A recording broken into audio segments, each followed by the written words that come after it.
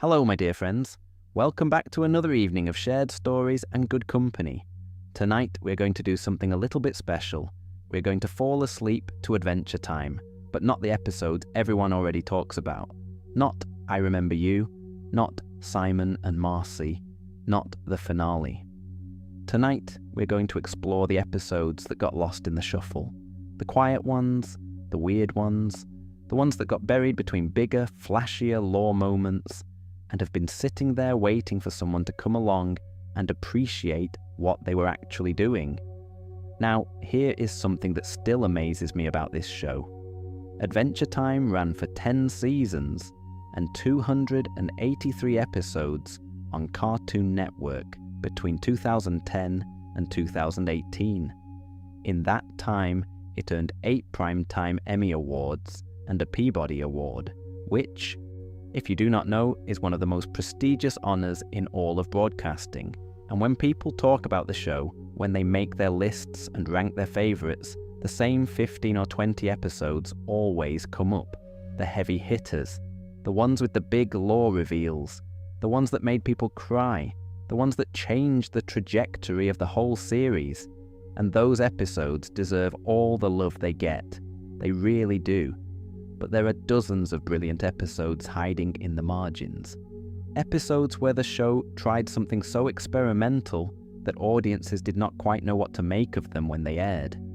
Episodes that focused on characters so minor they had maybe appeared in 3 background shots before suddenly carrying an entire story on their own. Episodes with almost no dialogue at all. Episodes that stuffed an entire human lifetime into 11 minutes and then made you forget about it. And honestly, the more I looked into these overlooked installments, the more I realised that some of them might be the show at its absolute best. They just never got their moment. So tonight, we are going to give them that moment. We will start with an episode that has almost no words in it, where Finn and Jake barely even appear. We will move through a pillow dimension where Finn grows old and dies. We will meet a candy citizen solving a film noir mystery. We will watch Finn's soul leave his body to contemplate the meaning of existence.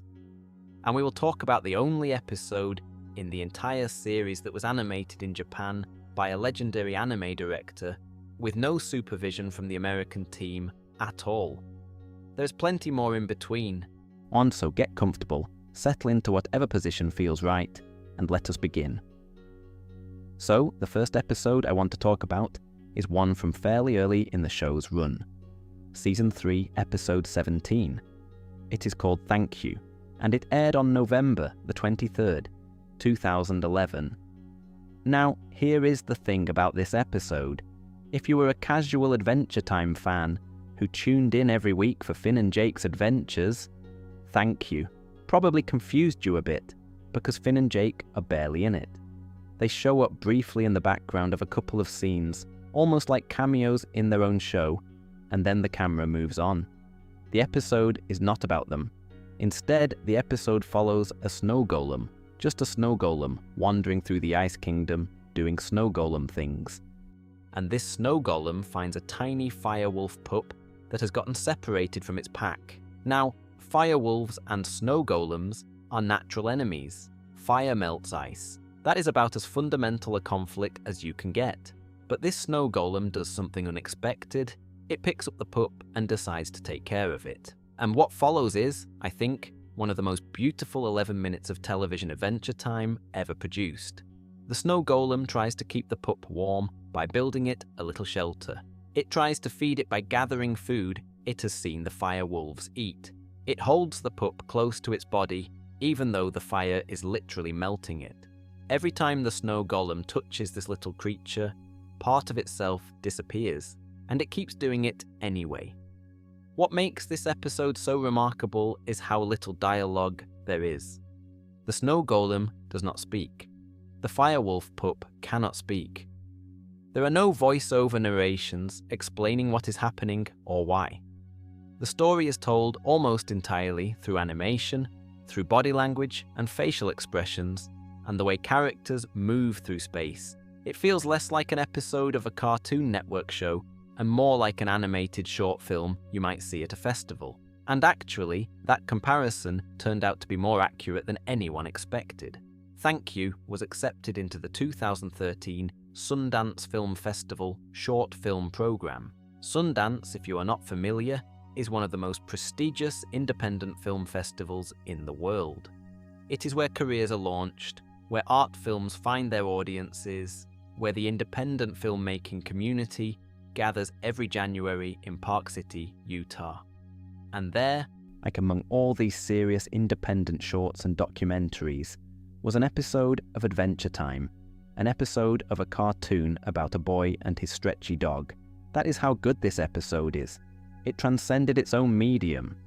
The episode was storyboarded by Tom Herpich and Jesse Moynihan, and I want to mention Herpich specifically because he would go on to become one of the most important creative voices on the entire show. He storyboarded some of the most experimental and emotionally resonant episodes Adventure Time ever produced, including the Hall of Egress, which we will talk about much later tonight, and which I think might be the single most artistically ambitious thing the show ever attempted. But Thank You is where you can see the seeds of that ambition being planted. Even this early, Herpich was interested in what happens when you strip away the talking and the plot mechanics and just let animation tell a story through feeling. The animation style in Thank You is subtly different from a standard episode.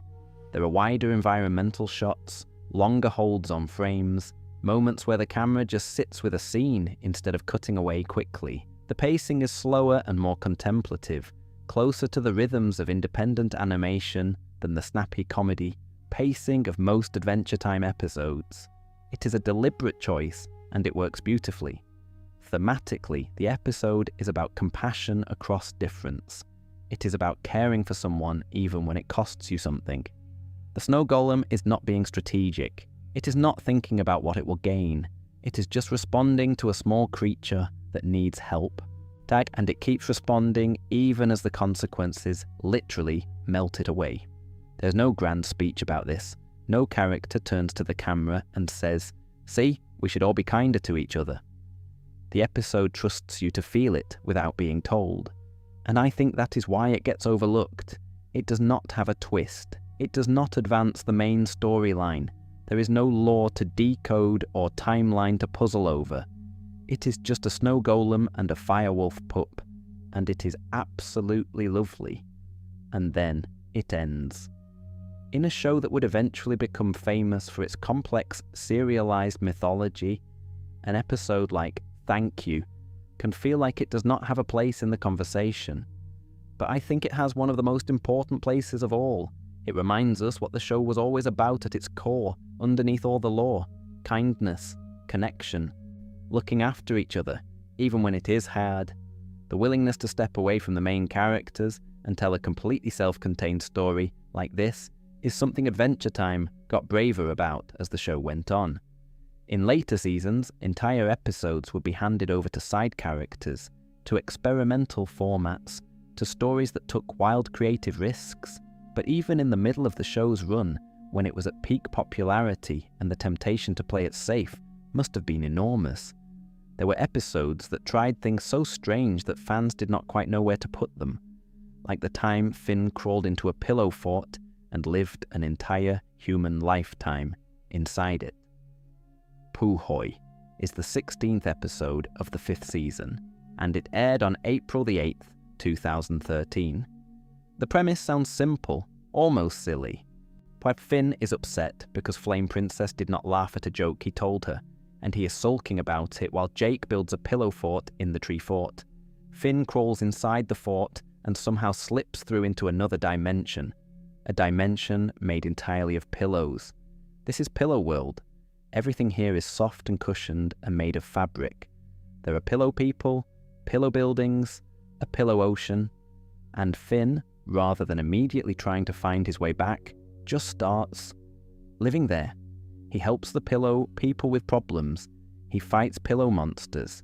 He meets a pillow woman named Rosalinen, and they fall in love. And then the episode does something extraordinary. It does not cut back to the real world and resolve the adventure. Instead, it stays in Pillow World, and we watch Finn grow up, he and Rosaline get married, and they have children. Finn grows a beard, then grey hair. His children grow up and have children of their own. And then, as an old man on the verge of death, Finn dies in Pillow World, surrounded by his family, his whole life, an entire human lifetime, compressed into 11 minutes. Now, here is where it gets really interesting from a production standpoint. The voice of the older Finn, the version of Finn who has lived this entire life in Pillow World, is played by Jonathan Frakes. If that name sounds familiar, it should. Jonathan Frakes played Commander William T. Riker on Star Trek: The Next Generation, and his casting here is not a coincidence. It is a deliberate reference. There is a famous Star Trek: The Next Generation episode called The Inner Light, which is widely considered one of the greatest episodes of television ever produced.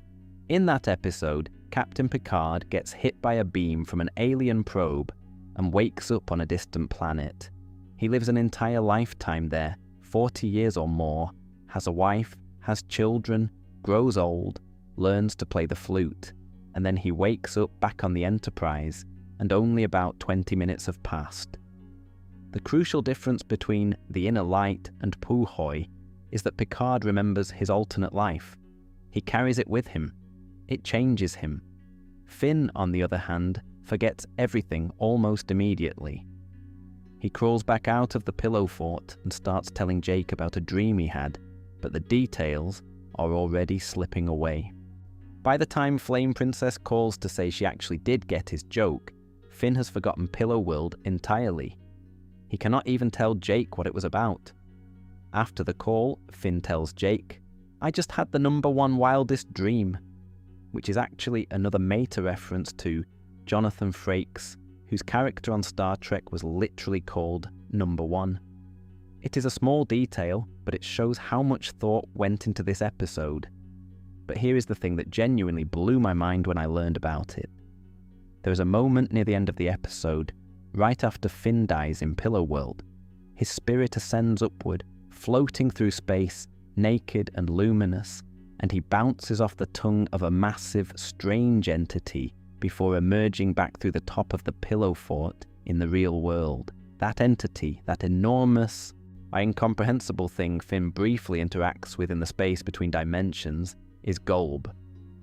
Golb, the entity that would become the final antagonist of the entire Adventure Time series, appearing in the last episode.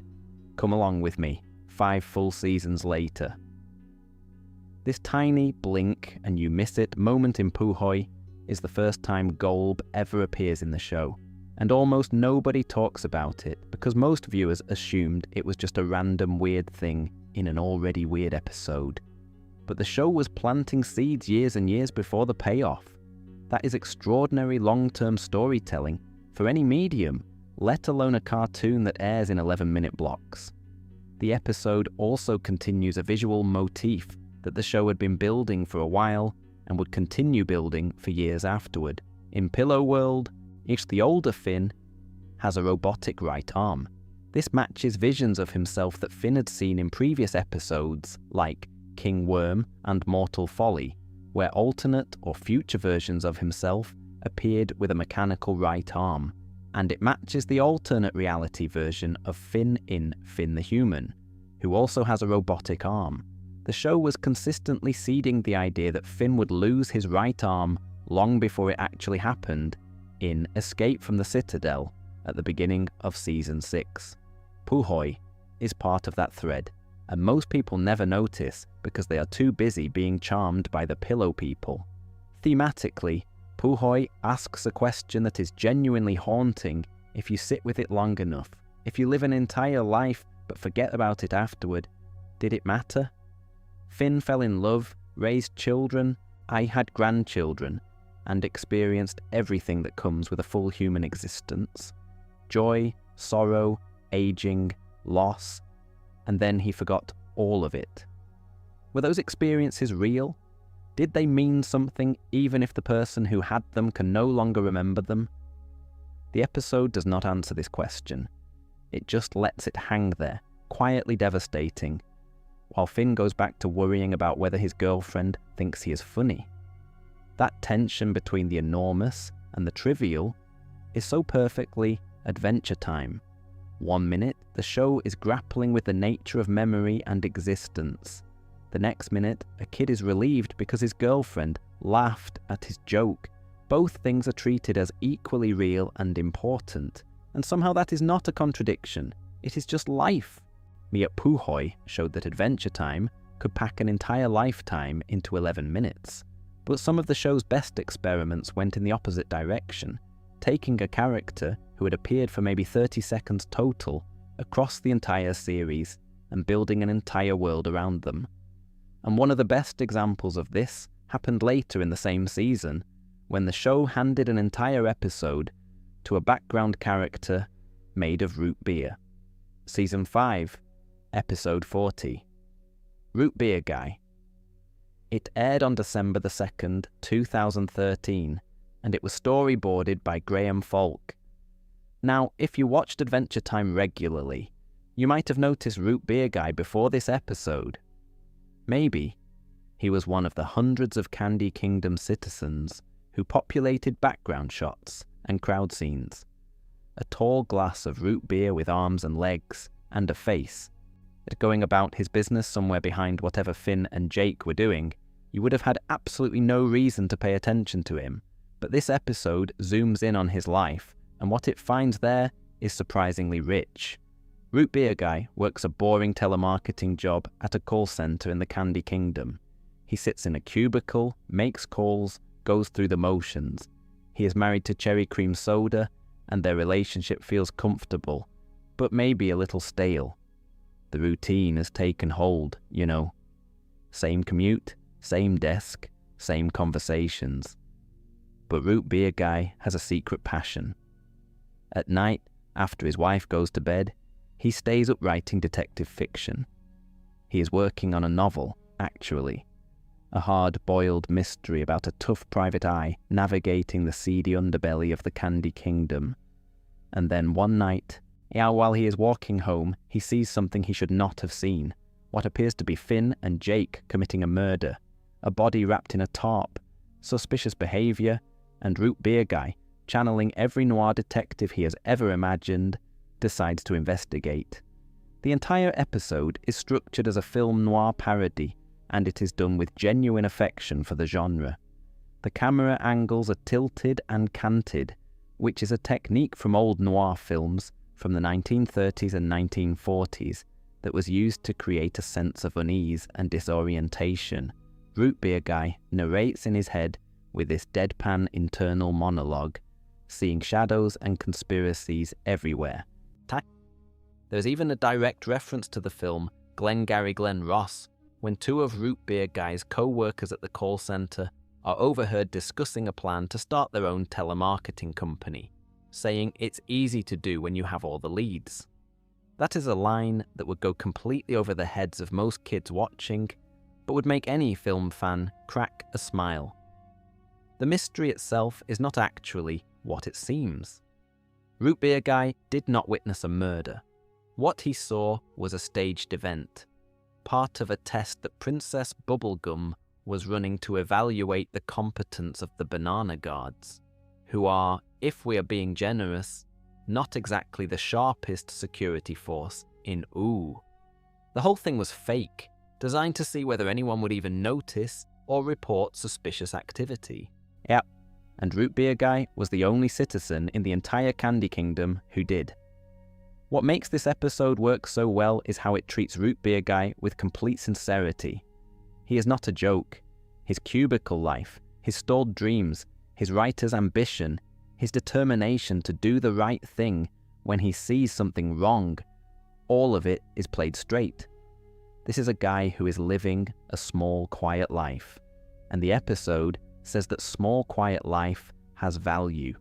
His attention to detail, the fact that he notices what nobody else does, the fact that he takes action when it would have been easier to walk away, those things matter. The episode ends with Princess Bubblegum promoting Root Beer Guy to captain of the Banana Guard, essentially the head of Candy Kingdom security. It is a satisfying conclusion because it rewards the exact qualities the episode celebrates: being observant, being brave, caring enough to get involved. Root Beer Guy goes from background extra to someone with real responsibility and purpose. And this is where things get a bit sad, honestly.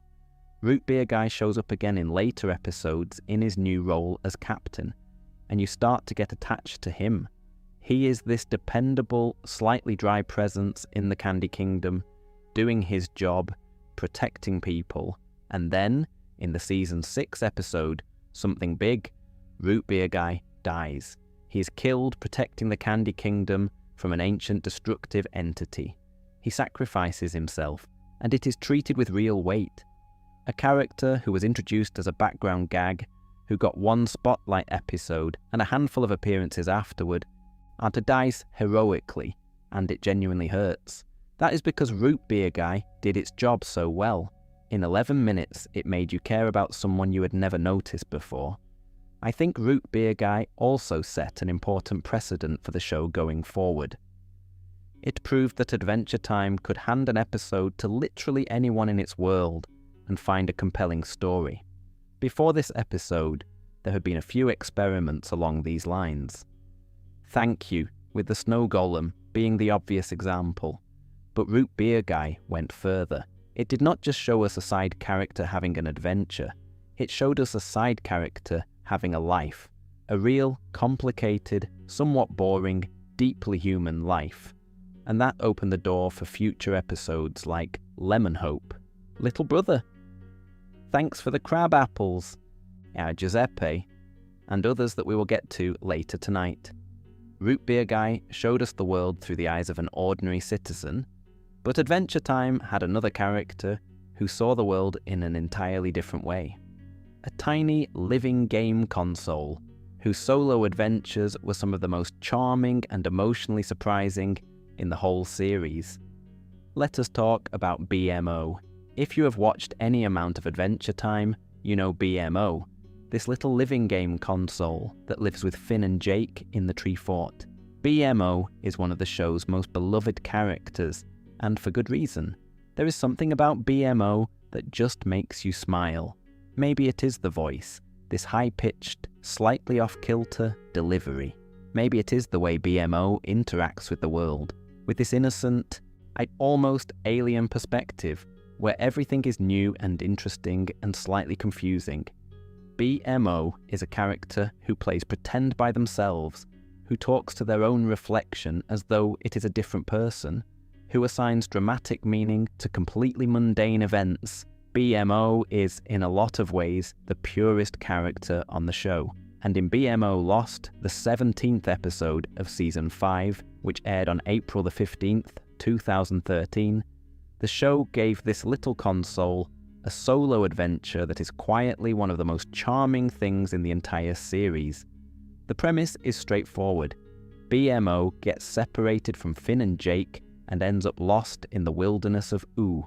And what follows is essentially BMO wandering through the forest, encountering various strange situations, and reacting to all of them with that particular BMO blend of fearlessness, a naivety, and accidental rudeness that makes the character so endearing. The episode was storyboarded by Steve Wolfhard and Tom Herpick, the same duo behind Thank You and many other standout episodes, and they understood BMO's character on a level that really shows. Every line, every reaction, every small moment feels perfectly calibrated to who BMO is. Along the way, BMO meets a character named Bubble. Just a literal bubble, floating in the air with a face and a gentle voice. Bubble is sweet and earnest and a little bit lonely, and Bubble starts telling BMO the story of their life. And this is where the episode does something really interesting with BMO's character. BMO does not listen. Not out of cruelty, but out of genuine distraction and self-absorption. BMO is so wrapped up in their own world, their own narrative of this adventure, plus that they kind of tune out Bubble's emotional story. It is funny and a little bit painful because you can see that Bubble is really opening up, really trying to connect, and BMO is just not there for it. That tension between innocence and obliviousness is something Wolfhard and Herpik handled so well with this character. BMO is not mean. BMO would never intentionally hurt someone, but BMO exists in their own reality to such a degree that they sometimes miss what is happening in other people's realities, and the show does not shy away from that. It makes BMO feel more real, more complicated than a purely lovable mascot character would. The episode also features a baby named Ricky, who BMO finds and tries to take care of, and there is this moment where BMO covers up one of the baby's hands because it does not look right to BMO. And it is not a normal hand, and BMO sees it as an imperfection that needs to be hidden. Again, it is not malicious. It is BMO's very literal, very simplistic understanding of how things should look. But it adds this layer to the character that most shows would not bother with, this idea that innocence can sometimes be its own kind of blindness. The emotional core of the episode, though, is the relationship between BMO and Bubble. They spend the episode together, and a genuine affection develops between them. Bubble is patient with BMO, finds BMO charming and funny, and BMO, despite not being the best listener, clearly enjoys Bubble's company. There is warmth there. Real, simple warmth.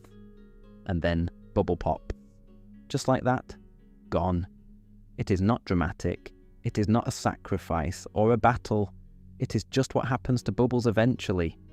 They are fragile, and they do not last. And the episode treats this moment with a gentleness that is almost more devastating than if it had been a big, dramatic death scene. BMO loses someone, and the show does not make a big deal out of it. It just lets the loss exist. I think BMO lost gets overlooked because it does not feel important in the way fans often define importance for this show. It does not advance the overarching mythology. There is no lore reveal, no connection to the Lich or the Mushroom War, or any of the bigger narrative threads. It is just a little game console wandering through the woods, making a friend, and losing that friend. But I think that is exactly why it matters. Adventure Time was always at its best when it found the universal inside the specific. When it took something that could only happen in the world of Ooh and made it feel like something that happens to everyone. Losing people. Missing what matters because you were too caught up in your own head. Finding connection in unexpected places and having it slip away. These are not just BMO things. These are everybody things. And BMO Lost captures them with such delicacy that I think it deserves a lot more attention than it gets. BMO's adventures always had this quality of seeing the extraordinary in ordinary things. And there is one episode from Season 6 that took that exact idea to its logical extreme. An episode where the most ordinary possible thing, a brick in a wall, becomes a window into the wonder of the entire natural world. Jake the Brick is the 20th episode of the 6th season. It aired on November the 6th, 2014, and it was storyboarded by Somvile Zayaphone and Seo Kim. The premise is almost aggressively simple. Jake decides he wants to know what it feels like to be a brick, so he shapeshifts into a brick shape and inserts himself into the wall of an old abandoned shack in the middle of the woods. He is just going to sit there, be a brick, and see what happens.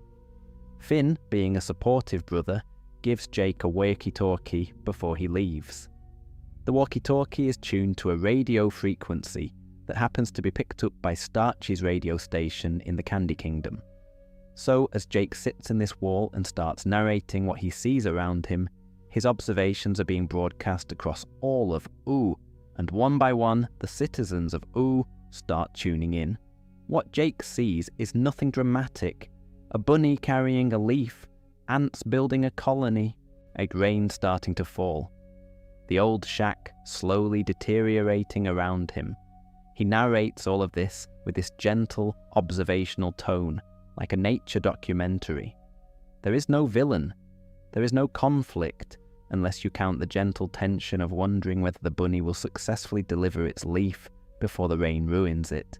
The stakes could not be lower, and it is absolutely captivating. The episode works because it is a genuine meditation on presence and attention. Jake, who normally lives a life of constant adventure and shape-shifting chaos, has chosen to be completely still, to just watch. And by watching, he discovers that the world around him is already extraordinary. He does not need to fight a monster or explore a dungeon to find wonder. It has been there the whole time, in the way rain falls, and in the way animals go about their days, in the slow, patient processes of nature that happen whether anyone is watching or not. There is something incredibly soothing about this episode. The pacing is deliberately slow. There are long stretches where almost nothing happens. And that is the point. It is the Adventure Time equivalent of an ASMR video or a meditation session. You are just sitting with Jake in this wall, listening to the rain, watching the bunny, breathing. For a show that can be frenetic and loud and packed with information, Jake the Brick is a conscious choice to be quiet. The fact that all of Oos starts listening to Jake's broadcast is a lovely touch. Princess Bubblegum tunes in while working in her lab. The Candy People gather around radios. Even characters who normally have nothing to do with each other are united by this shared experience of just listening to someone describe the world. It is a reminder that storytelling does not have to be about drama or danger. Sometimes just describing what you see, honestly and with attention, is enough to hold people's interest. Sometimes all anyone wants is for someone to notice the small things. I have seen Jake the Brick described as one of the best episodes to show someone who is brand new to Adventure Time, specifically because it requires zero knowledge of the show's lore. You do not need to know about the Lich or the Ice King's past or the Mushroom War. You just need to be willing to sit still for 11 minutes and watch a dog pretend to be a brick, and I think that recommendation is spot on.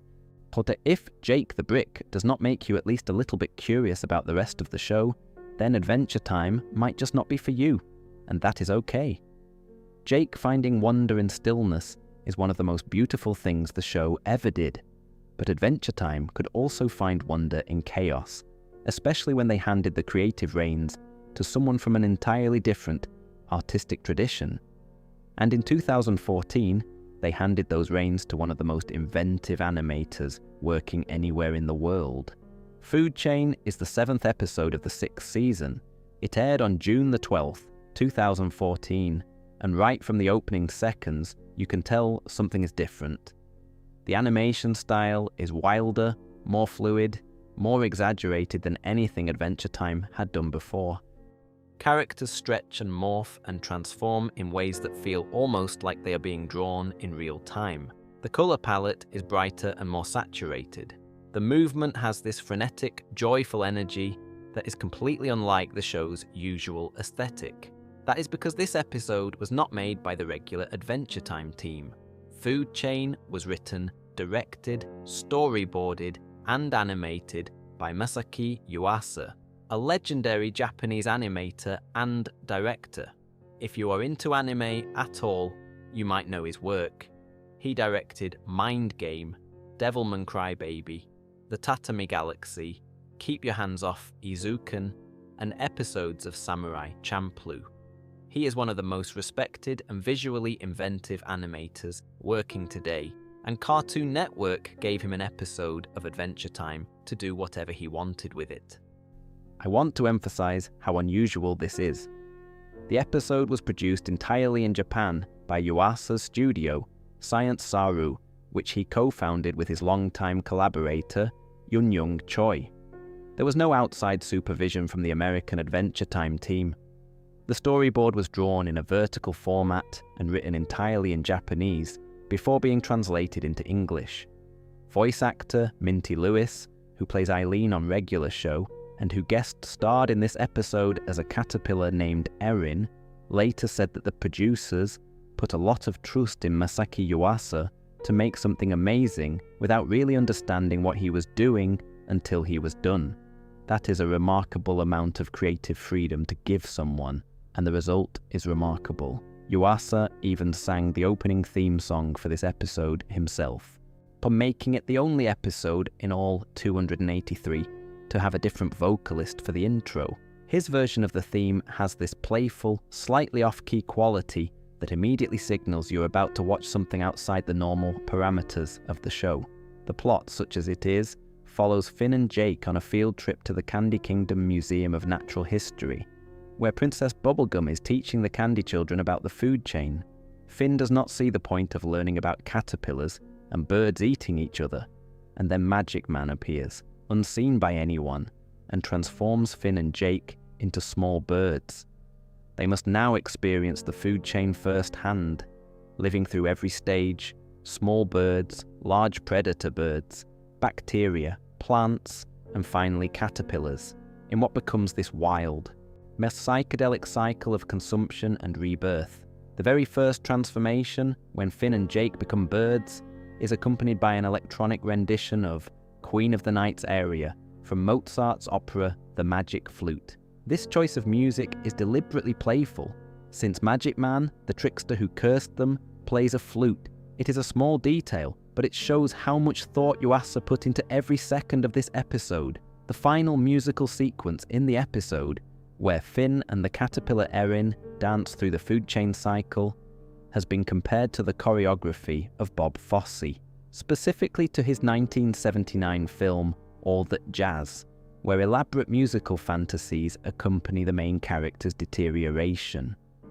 And the hybrid form that Finn briefly takes at the end of the episode has been noted to resemble depictions of Buddha, adding yet another layer of meaning to what could have been a throwaway gag episode. Here is a detail that most fans do not know. Food Chain is the only episode in the entire 283 episode run of Adventure Time that does not contain the hidden waving snail. You know the snail? That tiny little guy hiding somewhere in every single episode as an Easter egg. Fans made a game of finding him, but because Food Chain was produced entirely outside the regular Adventure Time pipeline in Japan by a team that was not following the usual production checklist, the snail was never inserted. It is the one and only episode where he is absent. A tiny piece of trivia, but the kind of thing that delights me because it shows just how unique this episode's production really was.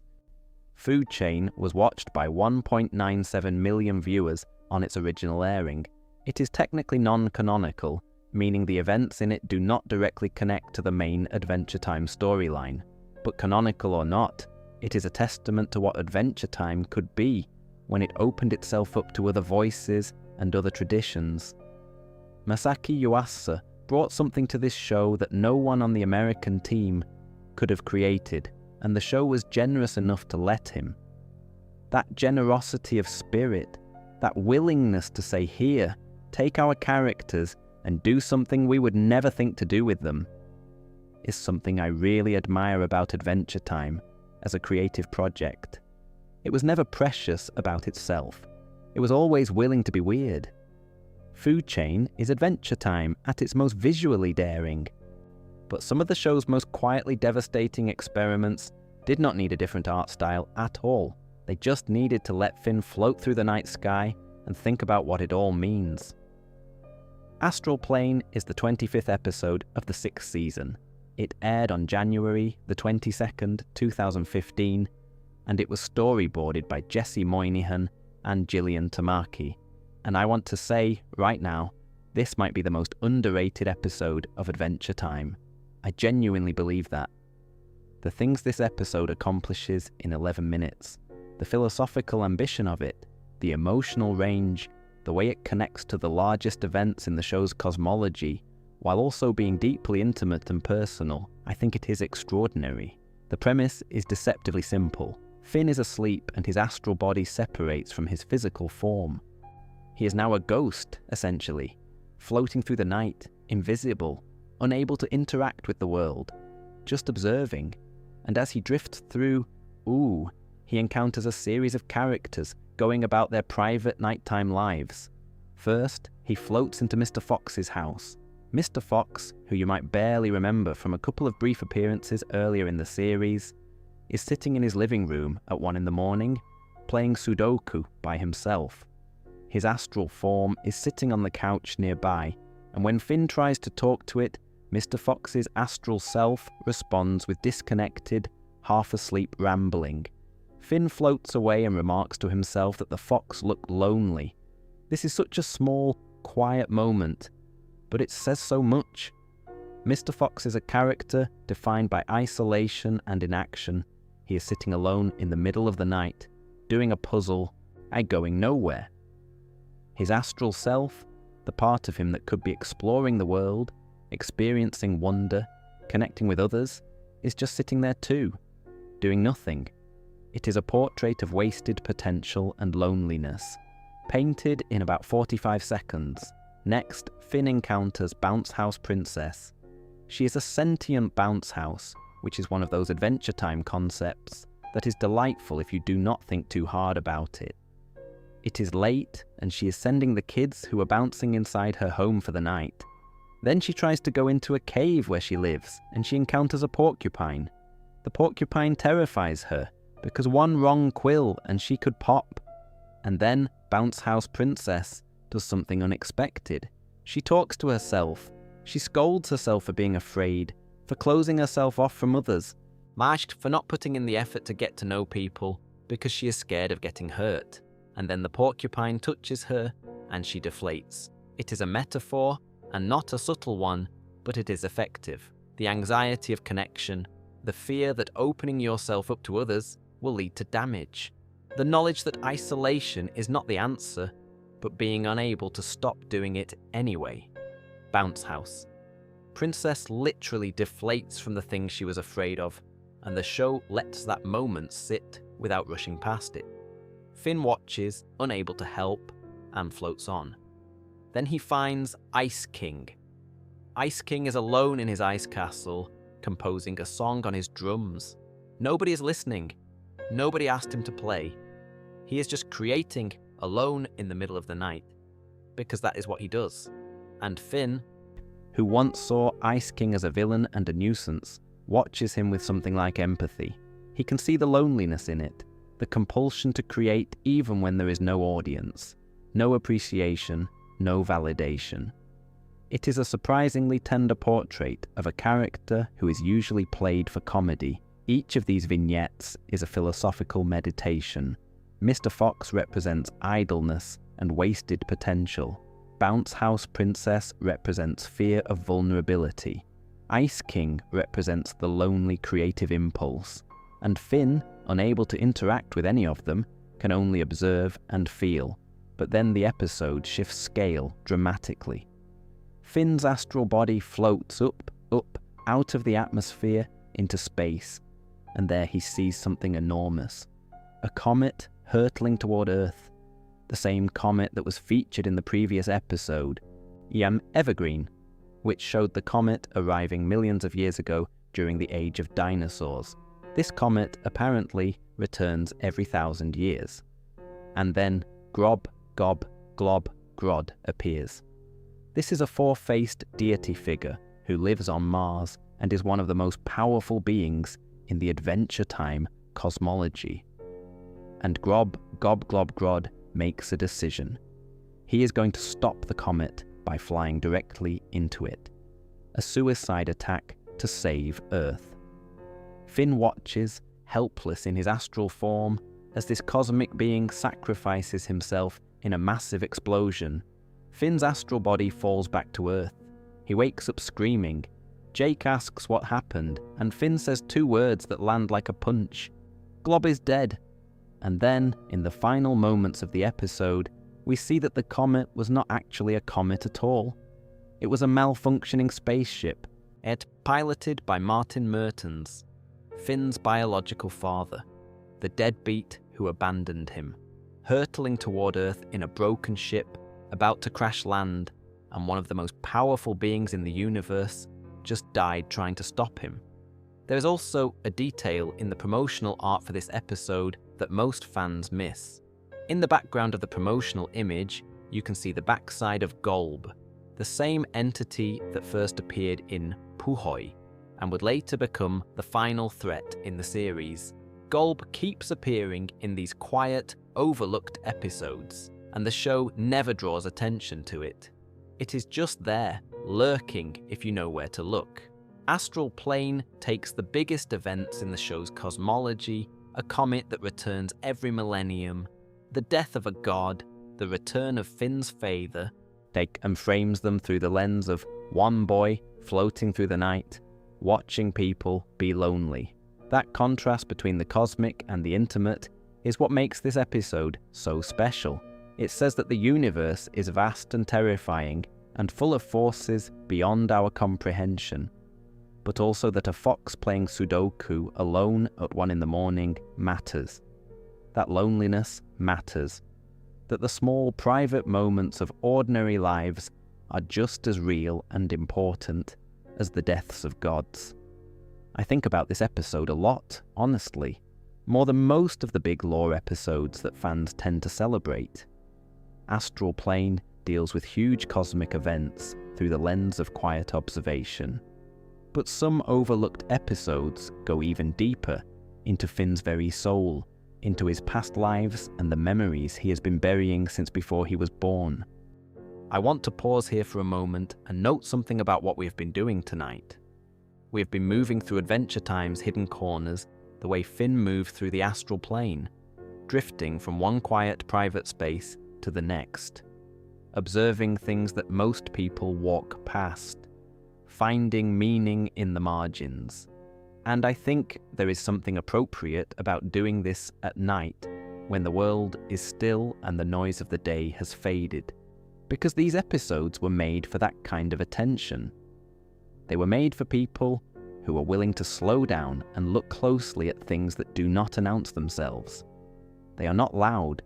They do not demand your attention. They earn it the way a good friend earns your trust, by being honest and surprising and real. And the next episode on our list might be the best example of that, because it is hiding one of the wildest reveals in the entire series inside what looks, at first glance, like a fairly standard adventure. Let us talk about one of the most lore-significant episodes that somehow still flies under the radar for a lot of fans. Season 5, Episode 34. The Vault. It aired on September the 16th, 2013, and it was storyboarded by Ako Castuera and Jesse Moynihan. And I want to tell you right now, this episode contains one of the wildest reveals in the entire series, one that retroactively explains things from earlier episodes and foreshadows events that would not happen for another 2 seasons. And yet, when people talk about the big lore episodes, the Vault is almost never mentioned in the same breath as I Remember You or Escape from the Citadel. I think that is a shame, because this episode is doing something genuinely brilliant. The setup is that Finn has been having recurring nightmares. He keeps dreaming about a green woman, a spectral figure with long bright green hair, and these dreams are disturbing enough that they are affecting his waking life. He talks to BMO about it, and BMO, in that wonderfully matter-of-fact way BMO suggests that Finn should look inside the vault. BMO explains that everyone has a mental vault, a place in their mind where they store memories and experiences that are too painful or confusing to process. Finn has apparently been shoving things into this vault for a long time, without even knowing it, and whatever is in there wants to come out. So Finn goes into his own mind, essentially. He enters a kind of psychic space where he can access his buried memories.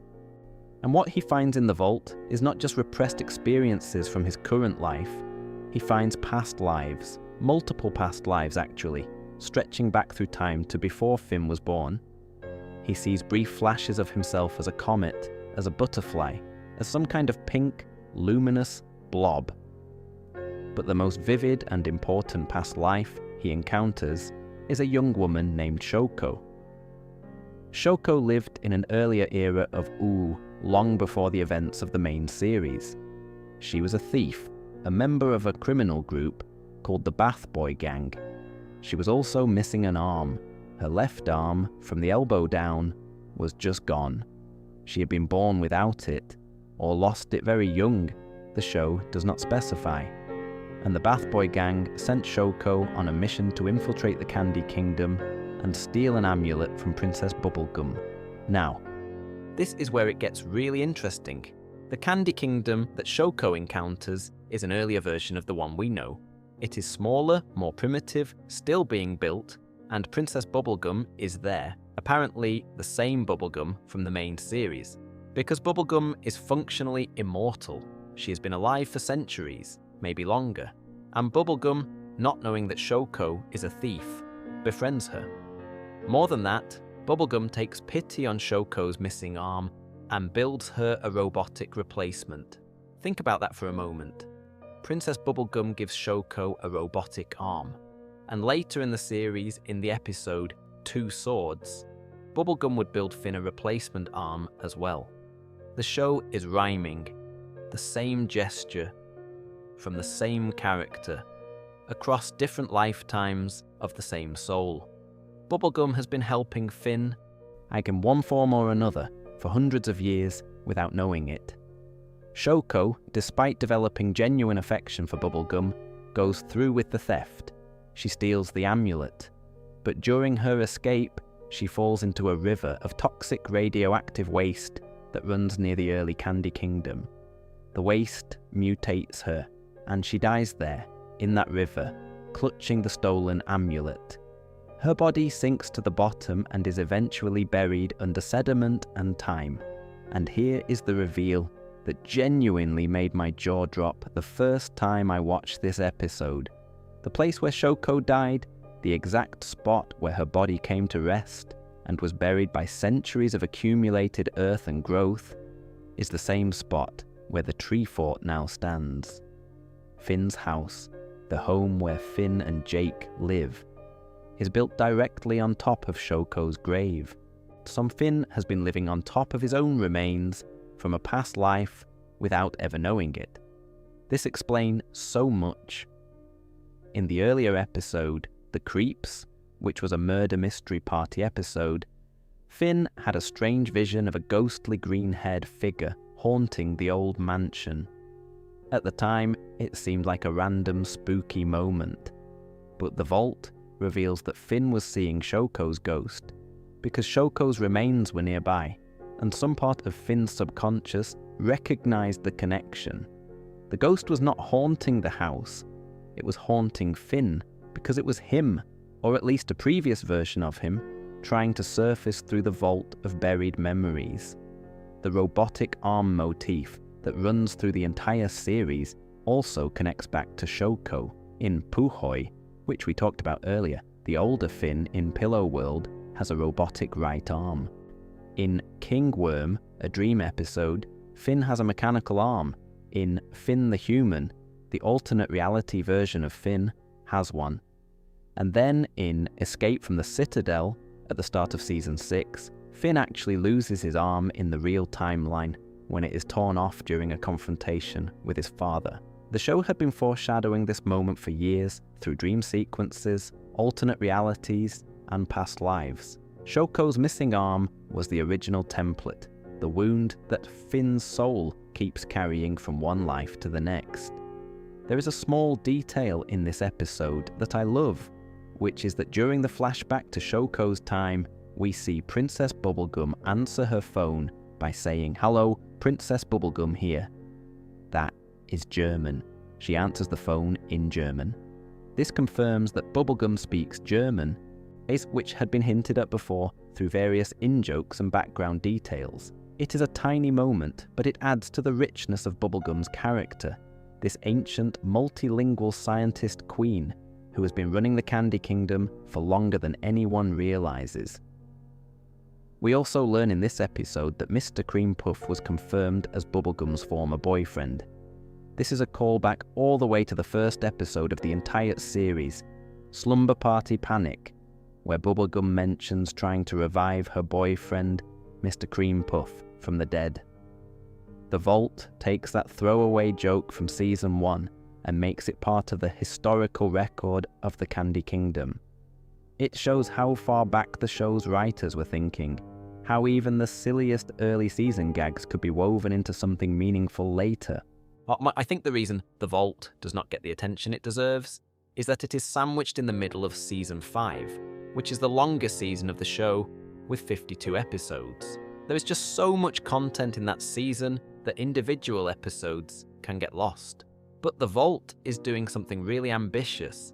It is expanding the show's timeline backward by centuries, introducing the concept of reincarnation into the Adventure Time universe, and connecting Finn's present-day life to a past he does not remember. It is the kind of episode that rewards rewatching, because once you know about Shoko, you start seeing echoes of her everywhere in the series. The Vault reveals that Finn's soul has been through many lives, each one echoing into the next, and that idea of cycles, inheritance, and things passed down that you never asked for gets explored in a completely different way in an episode about Jake's brother that most fans have completely forgotten. Jermaine is the 28th episode of the 6th season. It aired on February the 12th, 2015, and it was storyboarded by Tom Herpich and Steve Wolfhard, and I think this might be the most emotionally mature episode Adventure Time ever produced. Not the saddest, not the most dramatic, but the most mature in the sense that it deals with feelings that most kids watching would not fully understand, but that every adult watching would recognize instantly. The episode introduces us properly to Jermaine, who is Jake's biological brother. We had heard about Jermaine before, his name had come up in conversation, but this is the first time we really spend an episode with him, seeing his life and understanding who he is. What we find is someone in a completely different situation from Jake. Jake, as we know, lives with Finn in the tree fort. He goes on adventures. He shapeshifts and goofs around, and generally lives a life of freedom and fun. Jermaine, on the other hand, lives in their parents' old house. Joshua and Margaret, Jake's parents, were demon hunters. Over the course of their careers, they accumulated a vast collection of cursed objects, dangerous artifacts, and sealed demons. Stuff that cannot just be thrown away or left unattended. It needs to be guarded, and Jermaine is the one guarding it, alone, every day. He performs protective rituals. He maintains the barriers and wards that keep the demons sealed. He patrols the house, checking for weaknesses. He never leaves, because if he does, even for a day, something might break free and cause havoc. He is trapped by a responsibility, chained to a duty he never chose, maintaining a legacy that was imposed on him by parents who are no longer around to share the burden. The voice of Jermaine is Tom Sharpling, and he brings this simmering, barely contained frustration to the character that is perfect. You can hear it in every line. Jermaine is not angry in an explosive way. He is angry in a tired way, the kind of anger that comes from years of doing something thankless while watching someone else live the life you wanted. Because that is the core of the episode. Jermaine is resentful of Jake. He sees Jake out there having fun, being carefree, going on adventures with Finn, and he thinks, "Wait, why did you get to do that while I am stuck here? Why did this fall on me and not you? We had the same parents. We grew up in the same house. But you got to leave, and I am still here, keeping the lights on, protecting everything they built, and nobody even notices." This is such a profoundly adult feeling. The sibling who stays home to manage things while the other siblings live their lives. The child who takes care of aging parents, or manages the family estate, or deals with the messy aftermath of a parent's life. The resentment that comes not from anything dramatic, but from the slow accumulation of days spent doing what nobody else will do. Jermaine is not fighting a monster. He is fighting the weight of obligation, and he is losing. When Jake arrives at the house, having had a dream about Jermaine that prompted him to visit, Jermaine's resentment boils over. They argue. Jermaine accuses Jake of abandoning the family legacy. Jake, characteristically, does not fully grasp the depth of what Jermaine is feeling. He is too laid back, too go with the flow, to really understand what it means to be stuck. And then something happens that changes everything. During the argument, one of the demons breaks free. The house catches fire, and instead of the catastrophe you might expect, something almost liberating happens. The house burns down. All of it. Joshua and Margaret's collection, the cursed objects, the sealed demons, all of it goes up in flames, and Jermaine, standing outside, watching everything he has spent years protecting be destroyed, does not scream or cry or collapse. He looks relieved. The fire destroys his prison. The obligation that was crushing him is gone. He is free for the first time in years, maybe ever. And the episode does not pretend this is a purely happy ending. There is grief in it too. His parents' legacy is gone. Everything they work for is ash. But Jermaine needed it to be gone. He needed to be released from a duty that was slowly killing him from the inside. This episode connects to a broader theme that runs through all of Adventure Time, which is the complicated legacies parents leave for their children. Martin abandoned Finn and left him with nothing but questions and trauma. Princess Bubblegum's uncle launched a war that she had to clean up. Simon Petrikov's crown destroyed his personality and left Marceline without the father figure she needed. And Joshua and Margaret left Jermaine with a house full of dangerous objects and no instructions on how to live his own life. These are not evil parents, they are just flawed people who did not think about what they were passing on, and their children are the ones who have to deal with the consequences. I think Jermaine gets overlooked because it does not have a villain or a quest or a dramatic reveal. It is just two brothers in a house, one of them resentful and the other oblivious, working through feelings that are uncomfortable and messy and do not resolve cleanly. But that is exactly why it matters. Adventure Time was never afraid to sit with uncomfortable feelings, and Jermaine is one of the best examples of that courage. Since we are talking about things passed down through generations, like about legacies and inheritance and the weight of the past, let us go back even further, much further, millions of years further, to an episode that explains where one of the most important objects in the entire series actually came from. Evergreen is the 24th episode of the 6th season. It aired on January the 15th, 2015, and it was storyboarded by Tom Herpich and Steve Wolfhard. I consider this one of the most essential episodes in the entire series, and yet a startling number of fans have not seen it or have seen it and did not realize what they were watching, because Evergreen does not look like a typical Adventure Time episode. There is no Finn, there is no Jake, there is no Candy Kingdom or Tree Fort or Ice Kingdom. The entire episode is set millions of years in the past, during the age of dinosaurs, like in a version of Earth that looks nothing like the Ooh we know. In this ancient era, the world is watched over by 4 elemental beings. These are not the elementals from the later Elements mini-series, though they are connected. These are primordial versions: ice, fire, candy, and slime in their most ancient and powerful forms. The ice elemental is a wizard named Evergreen.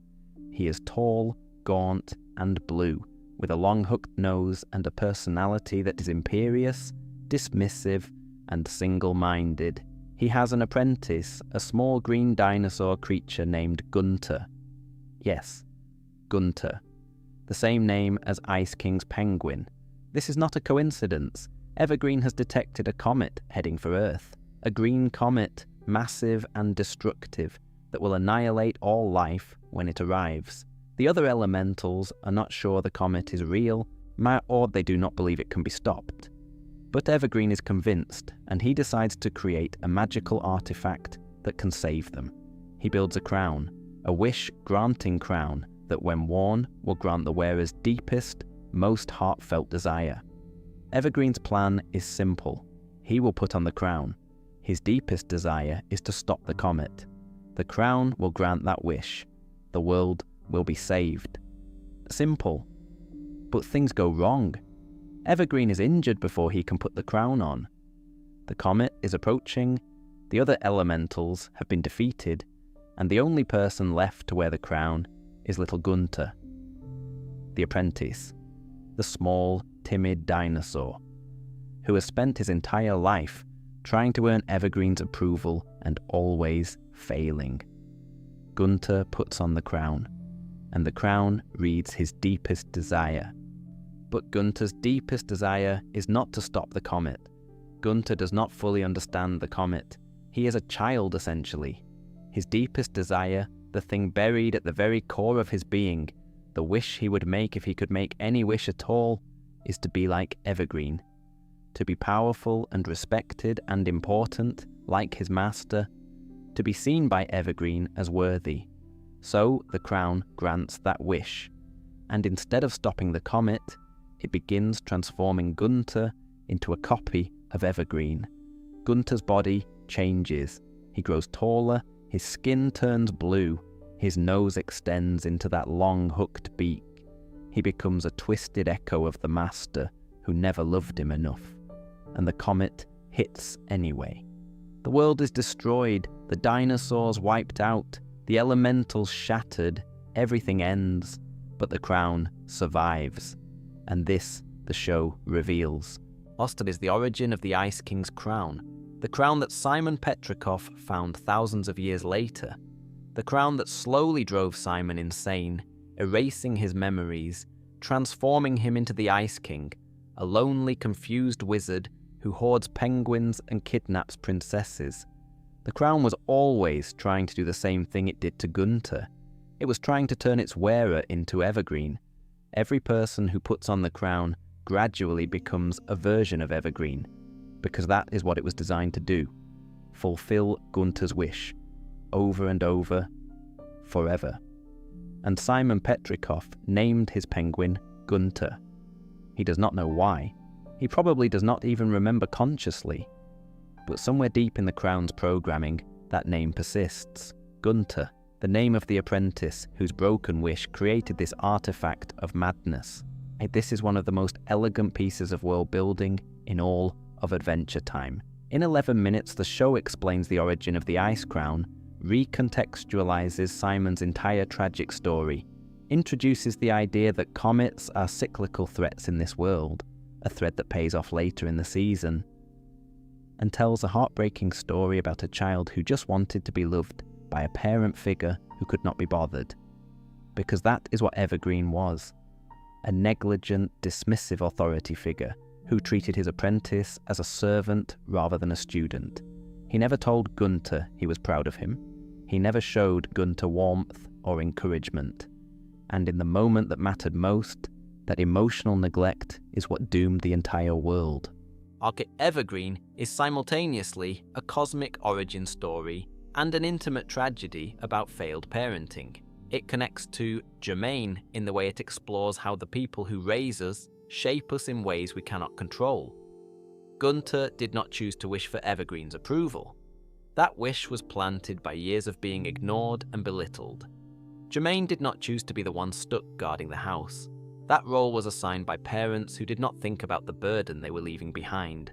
In both cases, the younger generation inherits not just the tools and treasures of their elders, but the wounds as well.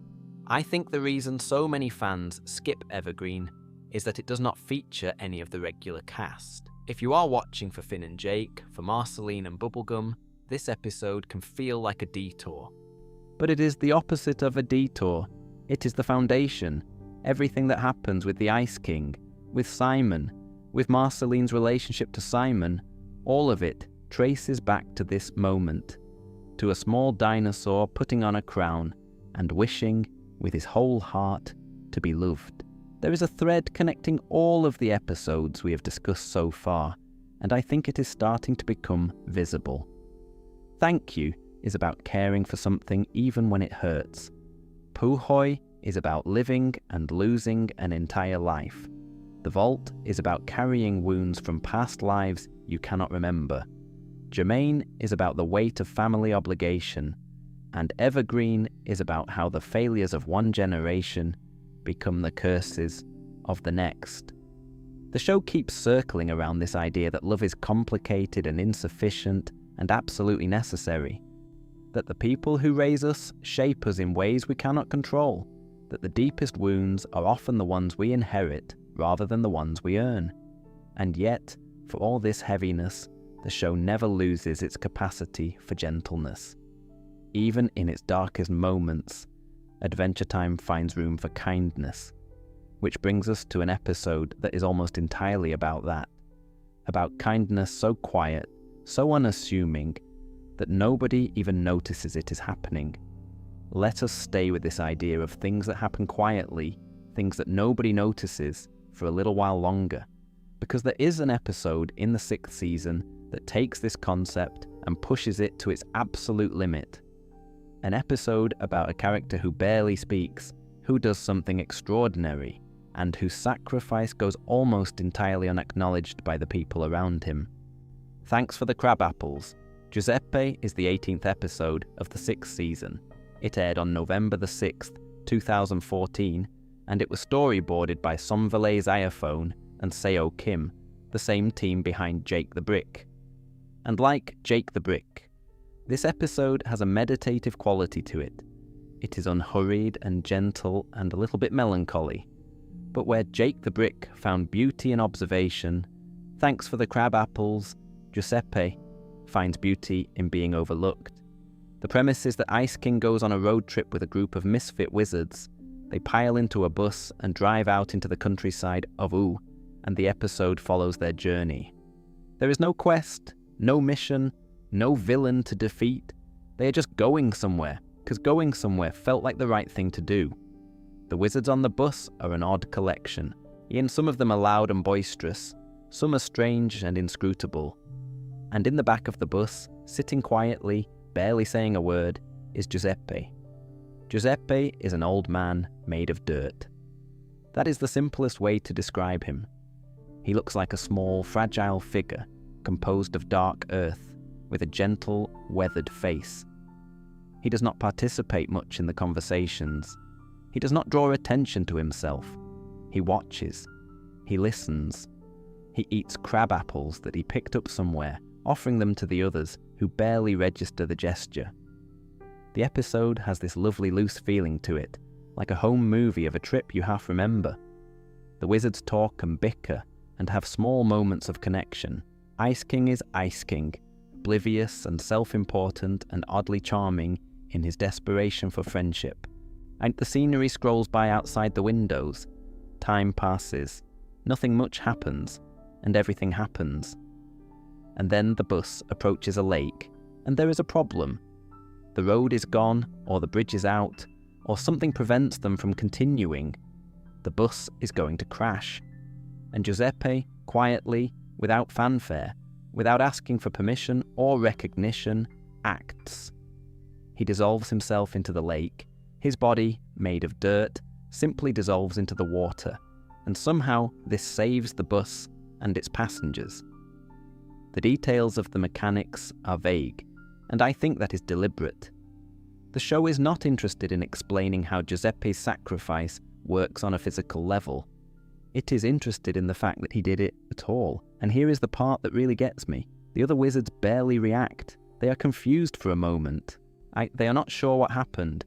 Giuseppe is gone and the bus is safe, and someone eventually says something about it, but there is no grand memorial, no eulogy. No one fully grasps what Giuseppe did for them. He dissolved himself into a lake to save a bus full of people who didn't even know his last name, and life just continues. The episode ends, and you sit with that. A person gave everything they had, and the world moved on without really noticing. I find this episode unbearably poignant. It is about the kind of kindness that does not get celebrated, does not get posts on social media, does not get praised from a stage. It is about the people who give quietly, who serve without recognition, who sacrifice without expecting anything back. Giuseppe did not dissolve himself because he wanted to be a hero. He did it because the bus was going to crash and he could do something about it. That is it. That is the whole reason. Adventure Time is full of big heroic moments. Finn fighting the Lich, 11 defeating monsters, Billy standing against evil. But, thanks for the crab apples, Giuseppe suggests that the most genuine heroism might be the kind that nobody sees, the kind that happens in the background, performed by people whose names you forget. I think about Giuseppe more than I think about most of the show's big dramatic moments, honestly. There is something about his quiet, dirt-covered face that just stays with me. Since we're talking about characters whose origins and inner lives are more complex than they first appear, I want to go back to BMO for a moment.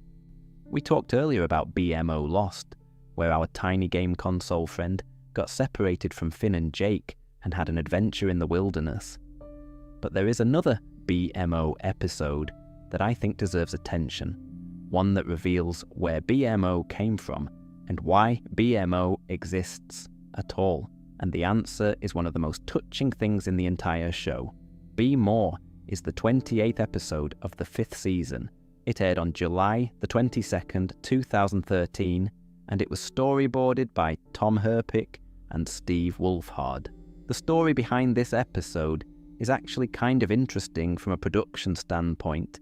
It was originally planned to be made during the show's 3rd season, and the story was developed by an all-star team that included Kent Osborne, Pendleton Ward, who created Adventure Time, Patrick McHale, who would go on to create Over the Garden Wall, and Rebecca Sugar, who would go on to create Steven Universe.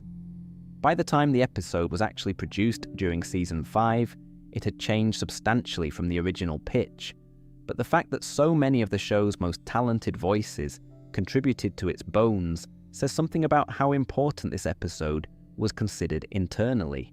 The premise is that BMO, while goofing around with their own files, accidentally deletes a critical system driver. Think of it like accidentally deleting your operating system. BMO starts glitching, stuttering, struggling to function. Finn and Jake realize they need to take BMO to the MO factory in the Badlands of Ooo, the place where BMO was originally built, to get the driver reinstalled. But BMO warns them that damaged MOs, the robots built at this factory, I can't normally get a complete memory wipe as part of the repair process. Everything BMO has experienced, every memory of Finn and Jake, every moment of friendship and adventure would be erased. So Finn and Jake make a promise. They will not let that happen. They will find a way to fix BMO without losing who BMO is. What follows is a fantastic adventure sequence as the three of them infiltrate the MO factory. Jake shapeshifts into the body of a MO robot as a disguise. Finn tucks his arms and head into his shirt and uses BMO as a face, pretending to be another robot. They sneak past DMO, the factory's dispatcher robot, who is voiced by comedian Aziz Ansari. They are pursued by security guard SMOs, voiced by Paul F. Tompkins. There is a tram chase through the factory's tunnels that is beautifully animated and genuinely exciting. The factory itself is this incredible piece of world building, a massive, derelict pre-war facility in the desert that was once humming with production but is now largely abandoned, its automated systems still running on inertia. But the real heart of the episode comes at the end, when Finn, Jake, and BMO finally reach the deepest level of the factory and meet Mo, Mosef Mastro Giovanni. An ancient human, possibly one of the oldest living humans in Ooo, kept alive only by the MO robots that are attached to his body like a life support system. When Finn asks Mo if he is human, Mo replies that his skin is human. Everything else, it seems, has been replaced or augmented by machine parts over the centuries. He is a cyborg, barely alive, tended to by the machines he created. Mo is BMO's creator. He is, in a real sense, BMO's father. And what he tells Finn and Jake about why he built BMO is one of the most emotional reveals in the whole series. Mo says that he originally built BMO to take care of his son. He designed BMO to understand fun, to know how to play, to be a companion and a caregiver for a child. But Mo never had a son. He never dated, never started a family. So instead of keeping BMO in the factory, Mo sent BMO out into the world alone, hoping that this little game console, this thing he had built with so much love and intention, would find a family of its own, maybe even find somebody else's little boy to take care of. And that is exactly what happened. BMO found Finn. Mo says he built 1 million robots. MOs for every task imaginable. Delivery MOs, security MOs, cleaning MOs. But BMO was different from all of them. BMO was special. Because BMO was built to be more. That is what BMO's name means, be more. Mo did not just build a machine, he built a being capable of love and imagination and play, and he gave that being a name that is also a purpose. Be more than a machine. Be more than your programming. Be more. There is a moment in this episode where BMO, trying to express how important their memories are, says that losing them would be like watching them vanish, like tears in the oven. This is a misquote of the famous line from Blade Runner, where the replicant Roy Batty says his memories will be lost like tears in rain. BMO gets the quote wrong, because BMO is BMO, and getting things slightly wrong in a charming way is absolutely on brand. But the sentiment is the same. Memories are fragile. Identity is fragile. Pick and losing what makes you you is a kind of death. The episode was watched by 2.67 million viewers when it first aired, and it was nominated for a Primetime Emmy Award for short format animation at the 66th ceremony, though it lost to the Mickey Mouse cartoon Oh Soul Mini. And honestly, I think it deserved the win. Not because it was technically superior, but because it did something that very few 11-minute cartoons manage. It made you genuinely care about a small electronic box and its relationship to an ancient cyborg who never got to be a father. I think Be More is essential viewing for anyone who loves BMO, but it often gets overshadowed by the show's bigger BMO episodes, particularly the Distant Lands special BMO that came later.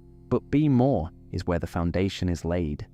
It is where we learned that BMO is not just a quirky roommate.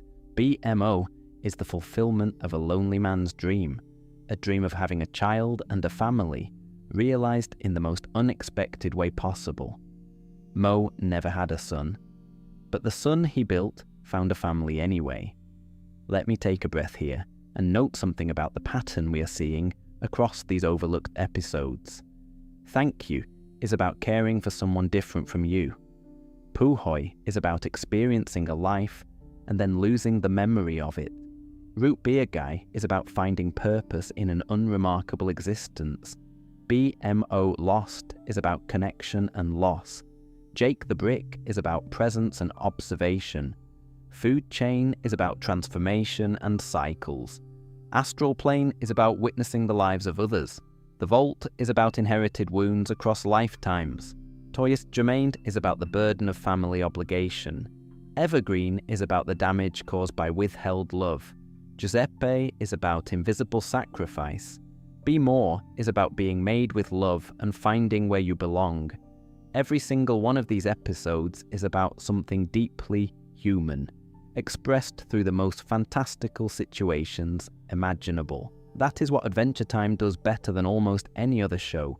It uses candy people and pillow dimensions and robot factories to talk about things that matter to everyone. Loneliness, purpose, family, love, loss, the fear that your life does not matter, the hope that it does. And I think there is a reason these particular episodes resonate so differently from the ones that usually make the best of lists. The celebrated episodes of Adventure Time, the ones everyone knows, tend to be about dramatic moments. The moment Simon loses himself to the crown, the moment Finn loses his arm, the moment Bubblegum and Marceline finally kiss. Those are extraordinary pieces of television, and they earn every ounce of the love they receive. But dramatic moments are, by definition, exceptional. They are the peaks on the mountain range. Most of life is not peaks. Most of life is the long stretches in between, the ordinary days, the routines, the quiet hours when nothing dramatic is happening, but everything still feels weighted with meaning. The episodes we are talking about tonight live in those in-between spaces. They are about what it feels like to go to work at a job you did not choose, like Root Beer Guy or Jermaine. They are about what it feels like to sit still and notice the world around you. Like Jake in his brick wall. They are about what it feels like to love something you know will not last, like BMO and Bubble. They are about the long, patient, unglamorous work of just being alive. I think that is why they work so well at night, honestly. When the day is done and the noise has stopped and you are lying in the dark, you do not usually think about the dramatic moments of your life. You think about the small ones. The phone call you forgot to return. The friend you have not seen in a while. The way the light looked coming through your window this morning. The thing you meant to say but did not. These episodes meet you in that headspace. They are not trying to thrill you or shock you. They are trying to sit with you. To say, yes, this is what it feels like, and that is enough. And no episode captures the central tension of being alive. The tension between freedom and responsibility, between the desire to live for yourself and the obligation to help others, quite like the next one I want to talk about. Lemon Hope is a 2-part episode, the 50th and 51st episodes of the 5th season. Both parts aired on March the 10th, 2014, and they were storyboarded by Tom Herpich and Steve Wolfhard. And I am going to be honest with you, this might be the episode on tonight's list that has the most to say about what it actually means to be a person in the world. Not a hero, not a villain, just a person trying to figure out what you owe to others and what you owe to yourself. Lemon Hope is a young lemon person. In the world of Adventure Time, there is a place called the Earldom of Lemongrab, which is ruled by an increasingly tyrannical figure known simply as Lemongrab. Lemongrab is a creation of Princess Bubblegum, one of her early experiments in creating sentient life. He was not built right. Something in his chemistry is off, and it manifests as screaming, aggression, paranoia, and eventually outright cruelty. Over the course of the series, Lemongrab's rule becomes more and more oppressive, until the citizens of his earldom are essentially prisoners in their own home. Lemon Hope is different from the other lemon people. He is curious, talented, and kind. He has a gift for music, particularly the harp. Princess Bubblegum recognizes his potential and takes him under her wing, bringing him to the Candy Kingdom to live and study. She nurtures his abilities, gives him education and safety, and in return, she expects something from him. She expects that one day, when he is ready, Lemon Hope will return to Castle Lemongrab and free his people from tyranny. Lemon Hope does not want to do this. At all. He does not want to be a savior. He does not feel a calling to lead a revolution. He wants to be free. He wants to travel the world, play his harp, see new things, live his own life without the weight of an entire community on his shoulders. And the 2-part episode follows his internal struggle with this expectation. Part 1 focuses on Lemon Hope's time in the Candy Kingdom and his growing resistance to the role Bubblegum has planned for him. He has nightmares about Lemongrab. He feels guilty about his people's suffering, but he also feels trapped by the expectation that he is supposed to be the one to save them. Why him? Why does he have to carry this burden just because he happened to be born in the right place, at the right time, with the right abilities? These are questions the episode takes seriously. It does not frame Lemon Hope as selfish for asking them. It frames him as honest. Part 2 follows Lemon Hope after he leaves the Candy Kingdom and sets out on his own. He travels through the wild lands of Ooh, meeting strange characters, having adventures, living the free life he always wanted. And for a while, it is everything he hoped. He is unencumbered, answerable to no one, drifting through the world like a leaf on the wind. But the guilt follows him. He cannot fully enjoy his freedom because somewhere in the back of his mind, he knows his people are suffering.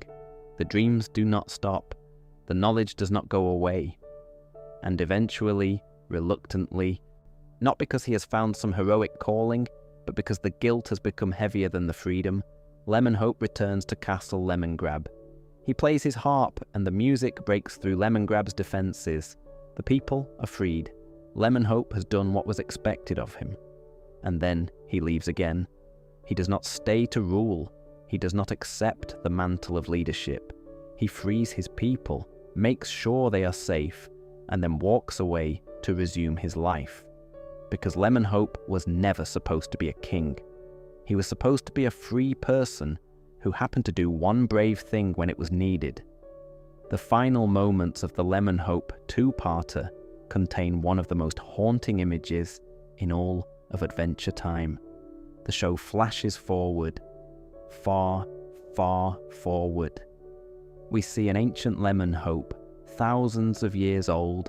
You're walking alone through a landscape that is barely recognizable. The Candy Kingdom is in ruins. The buildings are crumbling. Vegetation has overgrown everything.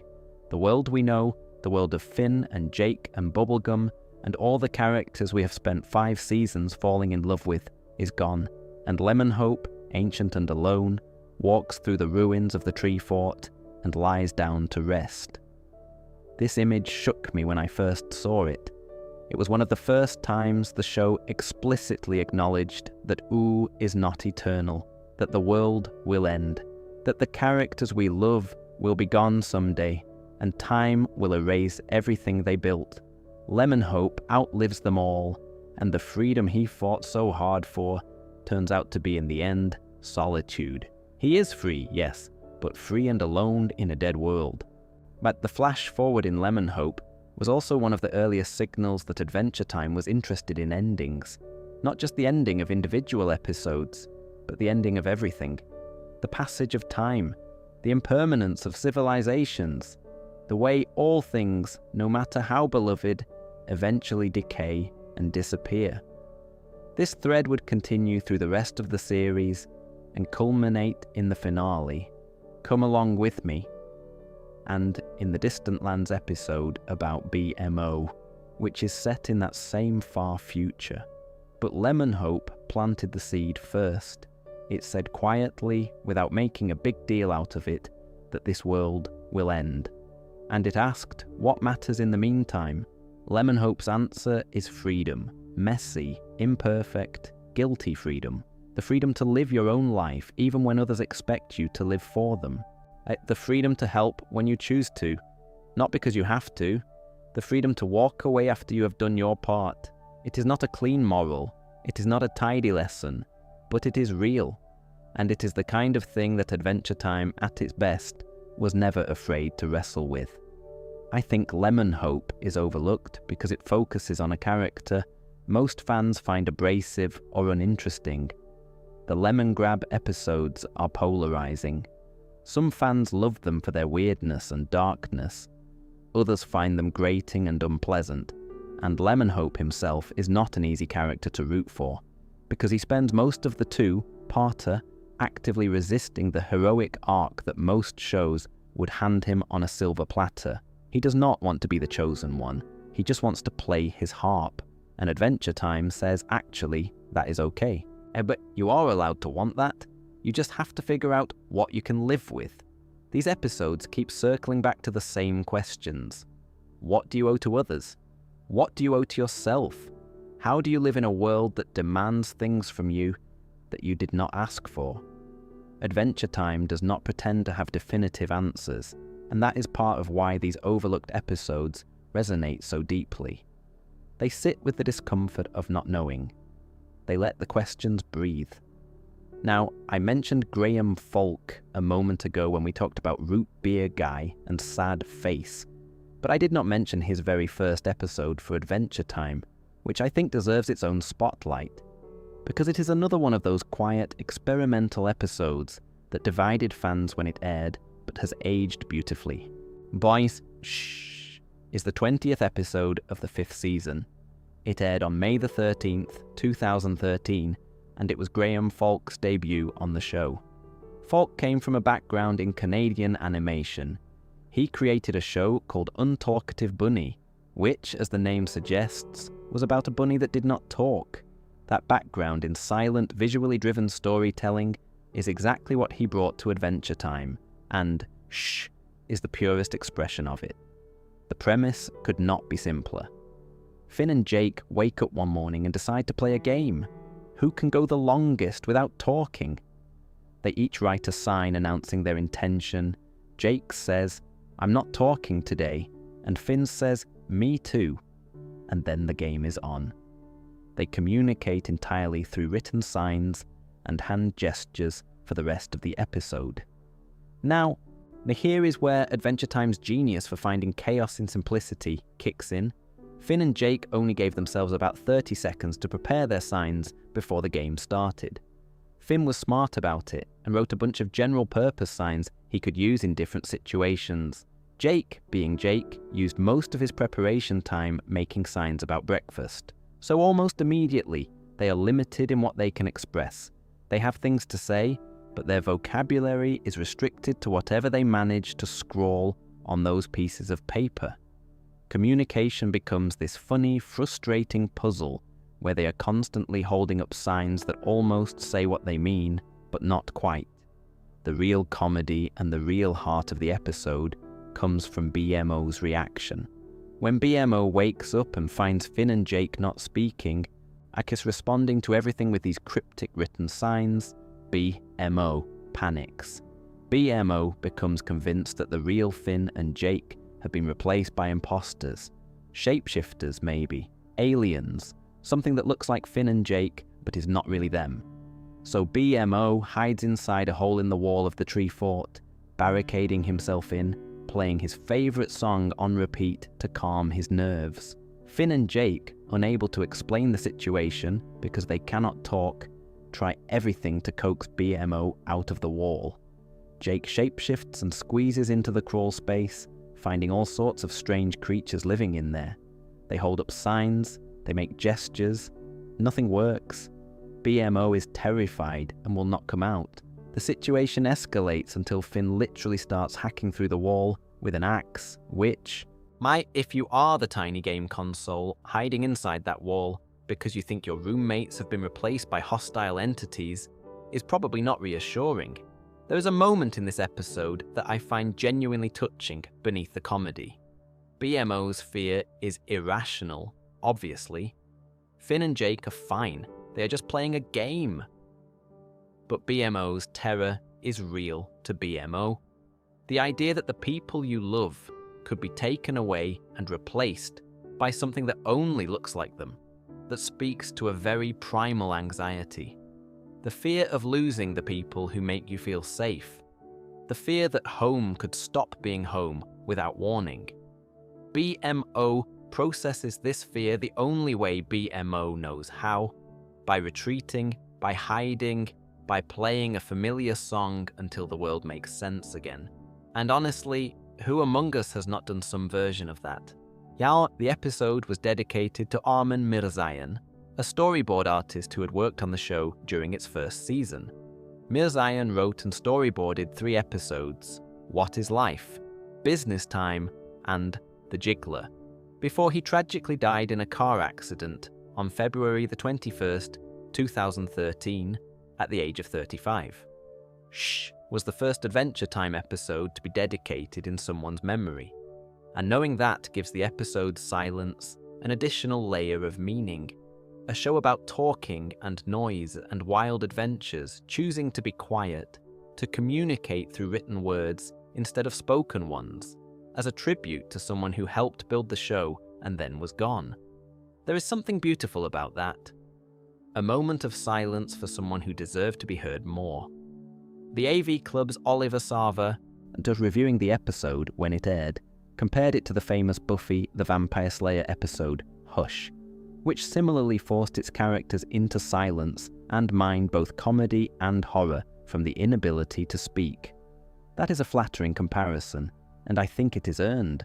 Both episodes understand that silence is not the absence of story. It is a different kind of story, one that forces you to pay attention to everything that is not being said. Graham Folk's 3 episodes for Adventure Time, Shh, Root Beer Guy, and Sad Face, form this beautiful little trilogy of experimentation. Each one plays with a different cinematic tradition. Shh draws on silent film and the comedy of restricted communication. Root Beer Guy draws on film noir and hard-boiled detective fiction.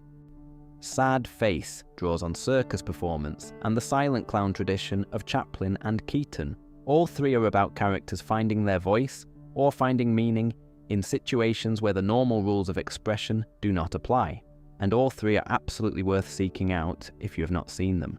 And there is one final episode I want to talk about tonight, one that takes all of these themes, the search for meaning, the feeling of being stuck, the challenge of seeing the world clearly, and distills them into what I think is the single most artistically ambitious thing Adventure Time ever attempted. Before we get to that final episode though, I want to take a small detour, because there is one more overlooked gem that I think fits perfectly with everything we have been talking about tonight.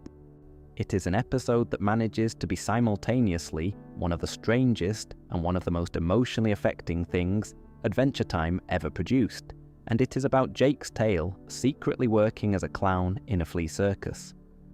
Sad Face is the 5th episode of the 6th season.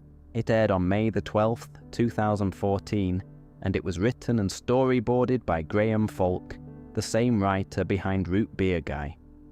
And if you thought Root Beer Guy was an unexpected creative choice, wait until you hear this premise. Every month, while Finn and Jake are asleep, Jake's tail detaches itself from the rest of Jake's body, or rather, it stretches out independently while Jake continues sleeping, completely unaware. The tail sneaks downstairs, puts on a small fedora hat that it has hidden inside the couch cushions, now packs a little hobo bindle full of nuts and berries, and stretches out of the tree fort, across the landscape of Ooh, all the way to a tiny travelling circus in the forest.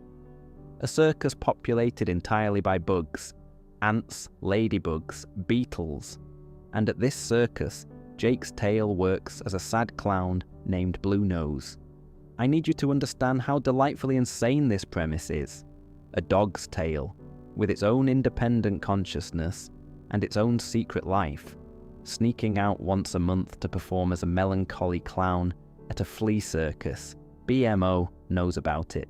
BMO has been watching this happen monthly and has told only NEPTR, the pie-throwing robot, about it.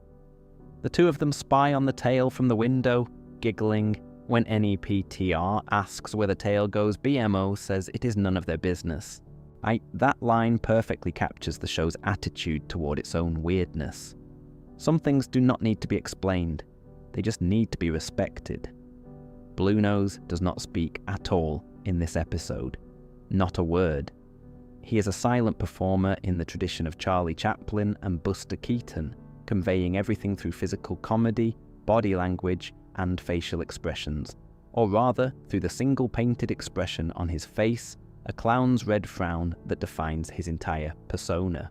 When Blue Nose takes the stage, he does not do the kind of comedy the audience wants. He performs these strange, abstract, old-fashioned routines.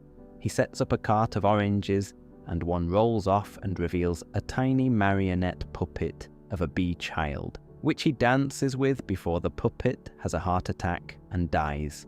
The bug audience hates it. They boo him. They throw garbage. They want fart jokes and slapstick, not whatever this artsy, incomprehensible sadness is.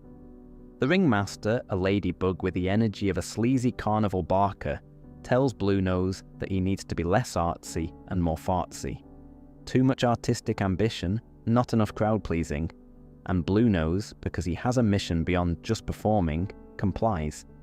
He sits on a whoopee cushion, he gets sprayed with seltzer, he smashes furniture, the crowd loves it. And it is all in service of a goal, because the ringmaster has a captive chipmunk named Goralina chained up as the circus's main attraction, and Blue Nose is trying to earn enough coins from his performances to buy her freedom. The whole episode is, among other things, a meditation on what it means to be an artist in a commercial world. Blue Nose wants to create art that means something. The audience wants entertainment that means nothing. The ringmaster wants content that makes money, and Blue Nose has to compromise his vision to achieve something he believes in, freeing a creature that is being exploited. It is a story about selling out in order to buy freedom, and I think anyone who has ever tried to make creative work for a living can feel the sting of that paradox. Blue Nose eventually does free Goralina, through a combination of clowning and brute force, and as the sun rises, his time is up. Jake is going to wake soon, and the tale needs to be back. So Blue Nose begins the journey home, and the show does something beautiful here. It shows the entire retreat in what appears to be mostly newly animated footage, not just the earlier scenes in reverse. We watch the tale retrace its steps through every location it visited during the night, reversing through the circus, back through the forest, under a horse, over the hills, into the tree fort, past the kitchen, up the stairs, and finally back into Jake's sleeping body. Jake snaps awake, finds a tiny hat and smudges of blue and red face paint on his hand, sniffs them, licks them, shrugs, and goes about his day. He has no idea. The last image is BMO and NEPTR, giggling behind their hands. They know. They have always known. And they will never tell. Sad Face aired as the final Adventure Time episode to broadcast on a Monday night before the show moved to Thursday evenings. It is one of those episodes that some fans find baffling and others find transcendent. I fall firmly in the second camp. I think it is a quietly extraordinary piece of storytelling that uses the absolutely absurd premise of a sentient dog tail working as a circus clown to explore real, painful questions about art, compromise, exploitation, and the parts of ourselves that only come alive when no one is watching. And now, at last, we arrive at the episode I have been building toward all evening. The one I think might be the single most artistically ambitious thing Adventure Time ever created. An episode that has almost no plot in the traditional sense, that breaks most of the show's conventions, that divided fans when it first aired, and that has only grown more respected as time has passed. Let me tell you about the Hall of Egress. Season 7, Episode 24. It aired on March the 5th, 2016. It was storyboarded by Tom Herpick, man from a story by Kent Osborne, Jack Pendarvis, Ashley Birch, and Herpick. And if those names sound familiar by now, they should. Herpick storyboarded Thank You, Puhoy, BMO Lost, Be More, Jermaine, Evergreen, and now this. He is, I would argue, the most important creative voice behind the episodes we have been discussing tonight. The quiet, strange, deeply human ones. The ones that take risks. This is his masterpiece. The premise is deceptively simple. Finn and Jake are exploring a cave. They find a strange structure inside, an ancient doorway flanked by two pillars with a demonic head carved above them. Finn steps inside and triggers a pressure plate that seals the entrance behind him. Jake cannot follow. Finn is alone. Inside the cave, Finn finds 3 passages. He explores them. He finds a dead end with an upside-down snowman, yes, which is just strange enough to be unsettling. And then he finds a massive vault door, the Hall of Egress. Here is where the rules of the episode establish themselves, and they are unlike anything Adventure Time had done before. When Finn closes his eyes, he can pass through the vault door. He steps through and finds himself back outside in what appears to be ooh. But the moment he opens his eyes, he is teleported back to standing in front of the vault door inside the cave. Every single time. Close eyes, walk through, open eyes, back at the beginning. Over and over and over. Finn tries everything. He tries running. He tries feeling his way forward. He tries keeping his eyes shut for as long as possible, walking blind through what seems like the normal world. But the second he opens them, even for a moment, he snaps back, as he is trapped in a loop, and the loop's only rule is that he cannot see. So Finn makes a choice. He closes his eyes and does not open them. He walks out of the cave, blind, into the world of ooh. And he stays blind, for what appears to be weeks or months. We watch him navigating the familiar landscape of the show, with his eyes permanently shut. He grows a beard. His clothes deteriorate. He bumps into things. He falls. He gets hurt.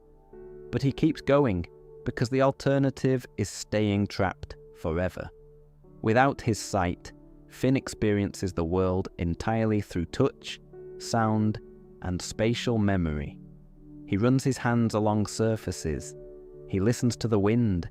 He stumbles across familiar landmarks and recognizes them by feel. The show strips away all visual information, for the viewer too. We see Finn in the dark, eyes groping through spaces we recognize but he cannot see. It is disorienting and strangely beautiful. During his blind journey, Finn encounters other characters. He finds Jake but cannot fully interact with him. He moves through the tree fort, through the Candy Kingdom, through the fields and forests of Ooh, and throughout all of it, the show never breaks its commitment to the conceit. Finn does not cheat, he does not peek, he has accepted the terms of the puzzle, and then, after what feels like a very long time, Finn's hands find a door.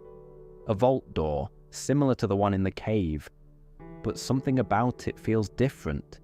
The texture is wrong, the dimensions are slightly off, and Finn, trusting the difference he can feel but cannot see, opens his eyes. He does not snap back.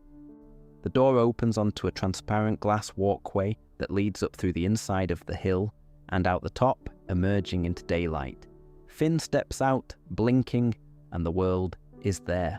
Real and solid and visible, he is free. The Hall of Egress, the way out, was never the door he kept trying to walk through with his eyes closed. It was a different door, entirely. One he could only find by giving up his old way of seeing and learning, to navigate by feel, by patience, by trust in things he could not directly perceive. Now, what does this mean? What is the Hall of Egress actually about? This is where interpretation comes in, and I think there are several layers, all of which are valid. On the simplest level, it is about problem solving. Finn keeps trying the same approach and getting the same result. He cannot move forward by doing what he has always done. He has to fundamentally change his method, abandon the thing he relies on most, his sight, and trust a completely different set of tools. That is a pretty clear metaphor for being stuck in life and needing to change your approach. On a deeper level, it is about perception and assumption. Finn assumes the first door is the way out because it looks like the way out, but the real exit is somewhere he would never have found if he were relying on his eyes. His sight, the thing he trusts most, is actually what keeps him trapped. The show is saying something about how our default ways of seeing the world can blind us to solutions that are right in front of us. Sometimes the way forward requires you to stop looking and start feeling. Some fans have read it as a meditation on depression. You know, the feeling of being stuck in a loop, going through the same motions day after day, unable to break free no matter what you try. The idea that healing requires giving something up, losing a part of how you normally function before you can find a new way through. That reading resonates with a lot of people, and I think it is valid even if it was not the explicit intention. Others have read it as a coming-of-age allegory. Finn has to let go of his old identity, the adventurer who sees everything and charges forward and becomes someone different, someone more patient and contemplative before he can emerge from the trial. The fact that he grows a beard and ages during his blind journey supports this reading. He goes in as a boy and comes out as something older, something more weathered and wise. The upside-down snowman in the cave has spawned extensive fan discussion and theory. Some think it represents the inversion of Finn's worldview. Others think it is a reference to the topsy-turvy nature of the puzzle. Others think it is just Herpic being weird, which is also entirely possible and equally valid. What I find most remarkable about the Hall of Egress is its commitment to its own rules. Most shows, even experimental ones, would give the audience some relief, a joke to break the tension, an explanation from another character, a cheat that makes the puzzle easier to understand. This episode does none of that. It trusts you to sit with the confusion, to feel the frustration that Finn feels, to not understand exactly what is happening, and to keep watching anyway. It asks for patience in an age that does not reward it. When The Hall of Egress first aired, the response from fans was mixed. Some people loved it, some people were confused and annoyed, Some people thought the show had gone too far up its own rear end. But in the years since, the reputation of this episode has only grown. It is now widely considered one of the finest episodes of Adventure Time, and one of the most creatively daring episodes of any animated show. Tom Herpich, who storyboarded it, created something that feels less like a cartoon and more like a short film you would see at an art house cinema. It has the rhythm and patience of art house filmmaking, the willingness to let scenes play out slowly, to trust silence, to prioritize feeling over plot, and I think that is a fitting way to end our exploration tonight. Because the Hall of Egress embodies everything we have been talking about across all these episodes. The willingness to be quiet when other shows would be loud, the patience to let a story unfold at its own pace, the trust that the audience will follow even when the destination is not clear, the belief that a cartoon about a boy and his magic dog can also be a meditation on perception, freedom, depression, growing up, or whatever you need it to be. Adventure Time was a show that believed in its audience. It believed you could handle sadness and complexity and ambiguity, even if the characters had stretchy arms and candy for bodies. It believed that 11 minutes was enough time to tell a story about a whole lifetime, or about finding beauty in a brick wall, or about a clown who does not speak, or about a lonely old man made of dirt who gives everything he has for people who will never know his name. These are the episodes fans do not talk about, but they are the episodes I think about most. And now, if you are still with me, I want to spend some time just sitting with what we have been through tonight. Because I think when you look at all of these episodes together, side by side, a pattern emerges that tells you something really important about what Adventure Time was, underneath all the swords and stretchy dogs and candy people. Every single episode we discussed tonight shares something in common. None of them are about fighting the bad guy. None of them are about saving the world. None of them advance the main mythology of the Lich or the Mushroom War, or any of the cosmic threats that the show is famous for.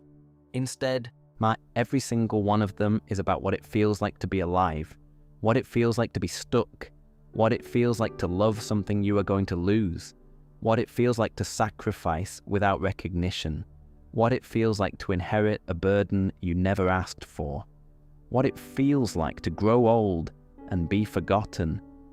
These are not the episodes that show up in YouTube compilations of Adventure Time's biggest moments.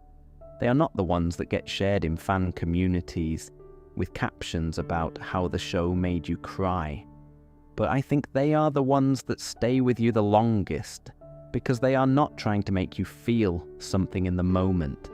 They are trying to describe something you have already felt, something that maybe you did not have words for until a cartoon about a snow golem and a firewolf puppy gave them to you.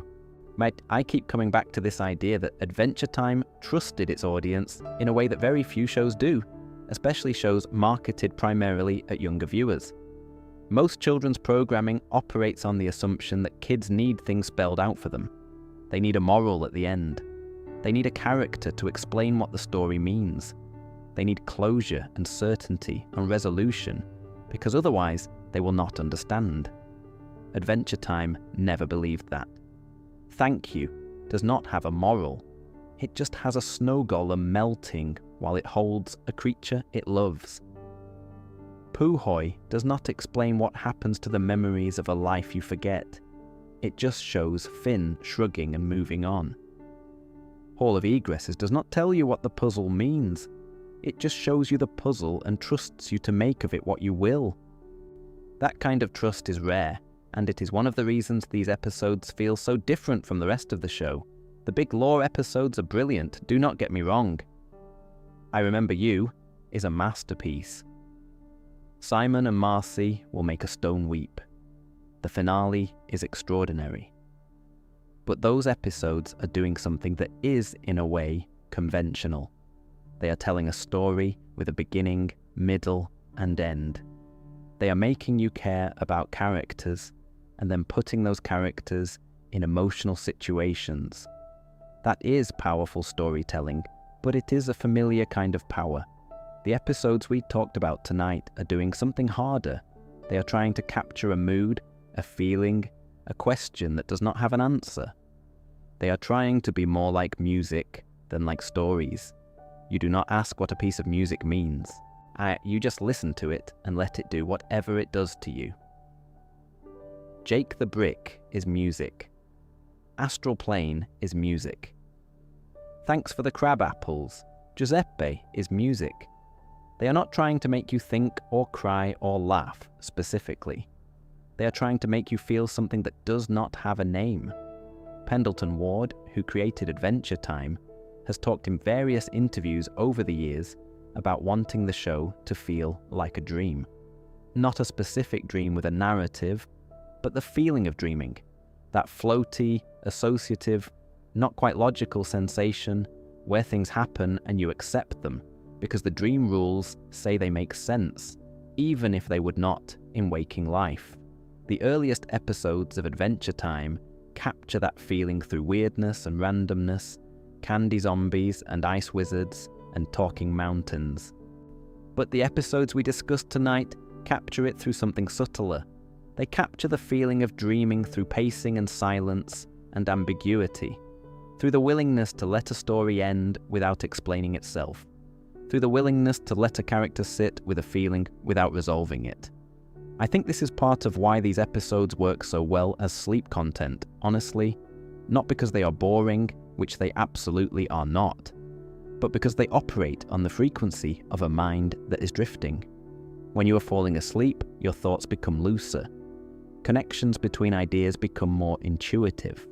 You stop demanding that things make logical sense and start accepting them on their own terms. The rhythm of your thinking slows down and becomes more contemplative. These episodes match that rhythm. They meet you where your mind is when it is letting go of the day and drifting toward rest. The snow golem trudges through the snow, holding a firewolf pup, melting. That image does not need a plot to support it. It does not need context or backstory. It is just an image of tenderness and sacrifice. And as you drift off, it can sit in your mind alongside whatever else is floating there.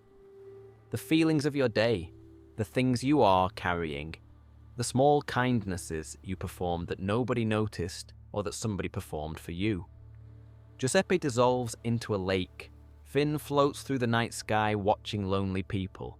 Jake narrates the movements of a bunny in the rain. BMO wanders through a forest and falls in love with a bubble that pops. A dog's tail sneaks out at midnight to be a clown. An old man in a derelict factory explains that he built a little game console to understand fun because he never had a son. These are the images that Adventure Time leaves you with. If you are willing to look past the Lich and the Mushroom War and the cosmic battles, quiet images, gentle ones, the kind that stay with you not because they are dramatic, but because they are true. I want to talk for a moment about the creative team behind these episodes, because I think they deserve more recognition than they sometimes get. Tom Herpick, whose name has come up more than anyone else's tonight, is someone I consider one of the most talented storytellers working in animation.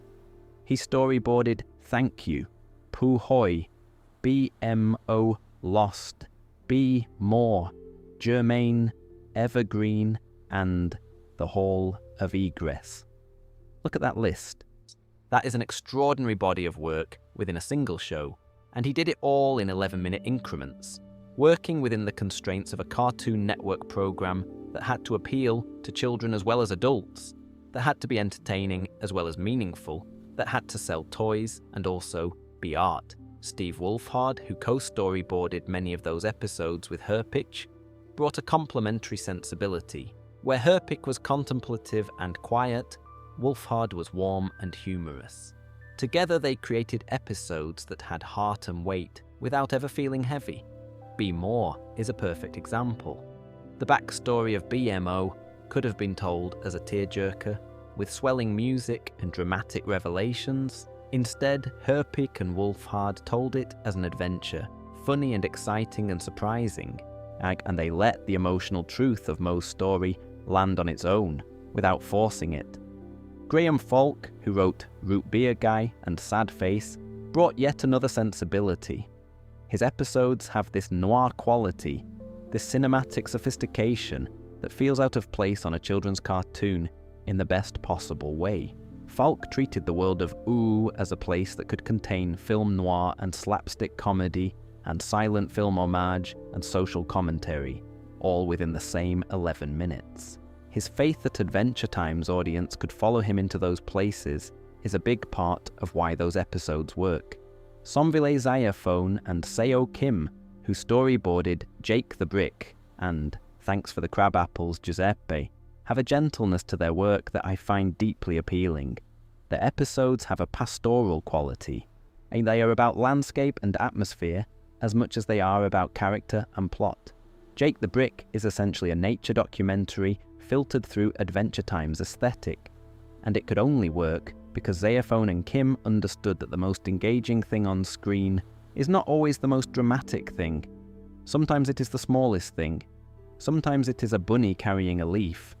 Jesse Moynihan, who co-storyboarded Thank You and Astral Plane and The Vault, brought a philosophical ambition to the show that pushed it into genuinely uncharted territory. His episodes ask the biggest questions. What is the meaning of life? What happens after we die? What do we owe to each other? Are our lives significant in a universe that is incomprehensibly vast? These are not questions you expect from a Cartoon Network show, and Moynihan treated them with complete seriousness, while still finding moments of humour and warmth. And then there is Masaki Yuasa, who came from outside the show entirely, from a different country and a different animation tradition, and created something that expanded what Adventure Time could be. Food Chain proved that the show's characters and concepts were robust enough to survive being filtered through a completely alien creative vision. Finn and Jake could exist in Yuasa's wild, fluid, hyper-animated world, just as comfortably as they existed in the show's usual style. That flexibility is a testament to how well the characters were conceived. They are not defined by their art style. They are defined by their personalities and their relationships, and those things transcend medium. Together, these creators built a show that could contain multitudes, a show that could be a silly comedy one week and a silent art film the next, a show that could introduce a cosmic deity in a pillow fort episode and not explain it for 5 more seasons, a show that cared about a background character made of root beer as much as it cared about its main heroes. That is not just good television, that is a creative philosophy. The belief that every story matters, that every character has a rich inner life worth exploring, that the quiet moments are as important as the loud ones, maybe more so. I think Adventure Time will be studied and celebrated for a very long time. It has already influenced an entire generation of animated shows. Steven Universe, which was created by Rebecca Sugar, who wrote for Adventure Time, carries its DNA, the Owl House, her Infinity Train, Amphibia, Hilda. All of these shows owe a debt to Adventure Time's willingness to be weird and emotional and complex. And I think as time passes, the episodes we talked about tonight will become more and more recognized as some of the show's finest work, not because they are flashy, but because they are deep, because they capture something about the human experience that the bigger episodes are sometimes too busy to address. These are the episodes you put on when you are lying in bed at the end of a long day, and you do not want to be stimulated or excited or challenged. You want to be held. You want something gentle and warm and intelligent to keep you company as you drift off. You want a show that understands that sometimes the most heroic thing a person can do is sit still and watch a bunny carry a leaf in the rain. Yes, or hold a fire wolf pup even though it burns. Or dissolve into a lake because the bus was going to crash and you could do something about it. Adventure Time understood that. These episodes understand that. And I hope tonight, having spent some time with them, you understand it a little better too. Now, before I let you drift off completely, I want to mention that there are so many more episodes like these scattered throughout the series. We barely scratched the surface tonight. There are BMO Noir detective episodes. There are Marceline flashback episodes that take place during the Mushroom War. There are episodes about lumpy space princess that are secretly about loneliness and self-sabotage. There are episodes about the lemon people that are secretly about authoritarianism and identity. There is an entire mini-series called Islands, where Finn discovers the truth about humanity's fate after the apocalypse, and it is as richly imagined as anything we discussed tonight. I realise we have been on quite a journey tonight. We started with a snow golem holding a firewolf pup in the cold, and we have ended with a boy walking blind through a world he thought he knew, learning to see by not seeing. In between, we met a root beer citizen solving a murder mystery, a game console learning about its own origin, a dog narrating the movements of a bunny in the rain, a legendary anime director reimagining what a cartoon could look like, a soul floating through the night sky watching lonely people, a thief who lived and died on the same spot where a hero would one day build his home, a brother trapped by his parents' legacy, and a dinosaur whose wish for love broke the world, an old man made of dirt who dissolved himself to save a bus full of strangers, a young harp player who wanted nothing but freedom, and a dog's tale working as a sad clown at a midnight flea circus. Every one of these stories was told in 11 minutes or less. Every one of them was aired on Cartoon Network, a channel primarily for children, and every one of them had something to say about what it means to be human, to be alive, to be confused and scared and full of love in a world that does not always make sense. That is what Adventure Time gave us, not just the epic storylines and the lore and the cosmic battles, although those were wonderful too. It gave us these small, strange, impossibly beautiful moments tucked away in the margins, moments that most people scrolled past on their way to the next big revelation, moments that were waiting patiently for someone to notice them. I hope tonight we noticed a few of them together. There is one more thing I want to leave you with before we say goodnight. Pendleton Ward, the creator of Adventure Time, once said in an interview that he wanted the show to feel like a place you could visit. Not just a story to follow, but a world to inhabit. A place with its own weather and its own rhythms and its own quiet corners, where nothing particularly important was happening, but where you felt welcome anyway.